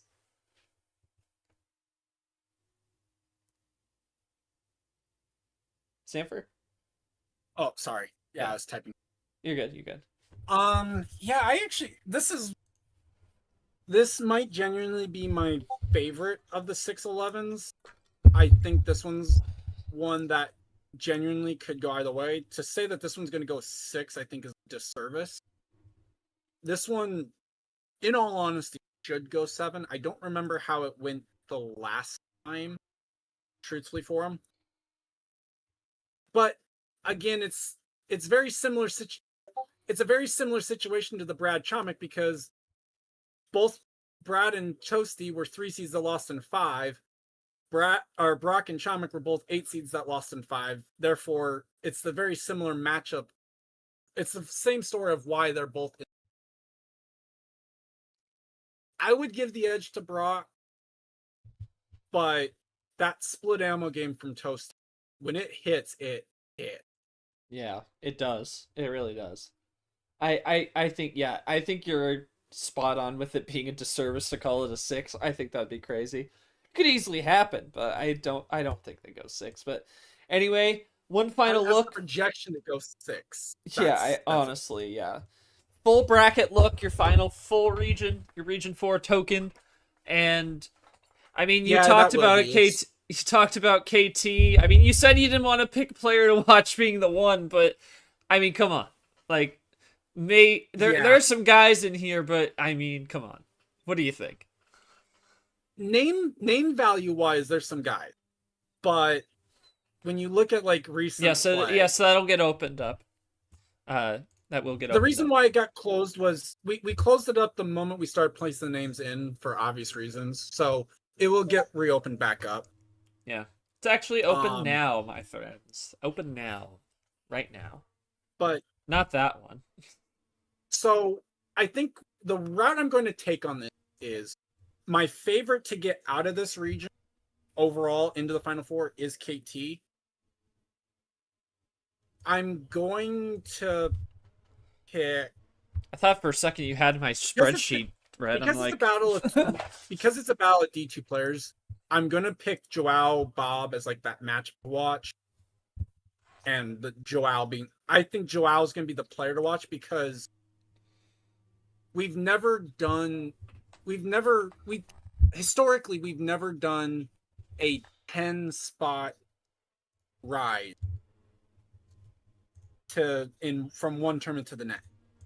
Joao's gone up 11 seeds. So there's a lot of pressure for Joao, I think, to justify the idea that he's on this tour. Because if he goes out early, or let's say goes 1-2 in this tournament, the idea that he was on a 2 is going to be looked at heavily and that he didn't. So I think there's a lot of pressure for Joao to at least go to that sectional final. And even if he loses it, at least just go the 2. Yeah. But It should be definitely my favorite to go out. Yeah, I think I think it's surefire. Even with the trial in his life, I think that's probably with this region. But we'll see how it goes. Lots of fun to be had. And that will just about do it for our show. Appreciate G posting everything in the background. Feel better soon. Thank you, Sanford, for taking the time and helping me out through the show. And appreciate everyone coming out, both on Discord and watching live on YouTube. If you're watching live and stuck with us through this now 2 hours 42 minutes. Appreciate you all for joining us. If you missed anything, this will be archived on the channel if you want to watch back the reveal. Scheduling will be opening imminently, so make sure you guys keep an eye out for your pod channels to pop up here momentarily after the show ends. And playing Pick'em in Fantasy too, that's always fun. That'll be up soon. At least Pick'em, well, Brad can speak for Fantasy. But that'll just about do it. Thanks so much for joining us. I've been your host, Notshort. Thank you. And we will see you in round 1, which starts on Tuesday, the 31st of March. Only one day of March before we move right into April. Stay tuned. Scheduling opens soon. Take care, everyone.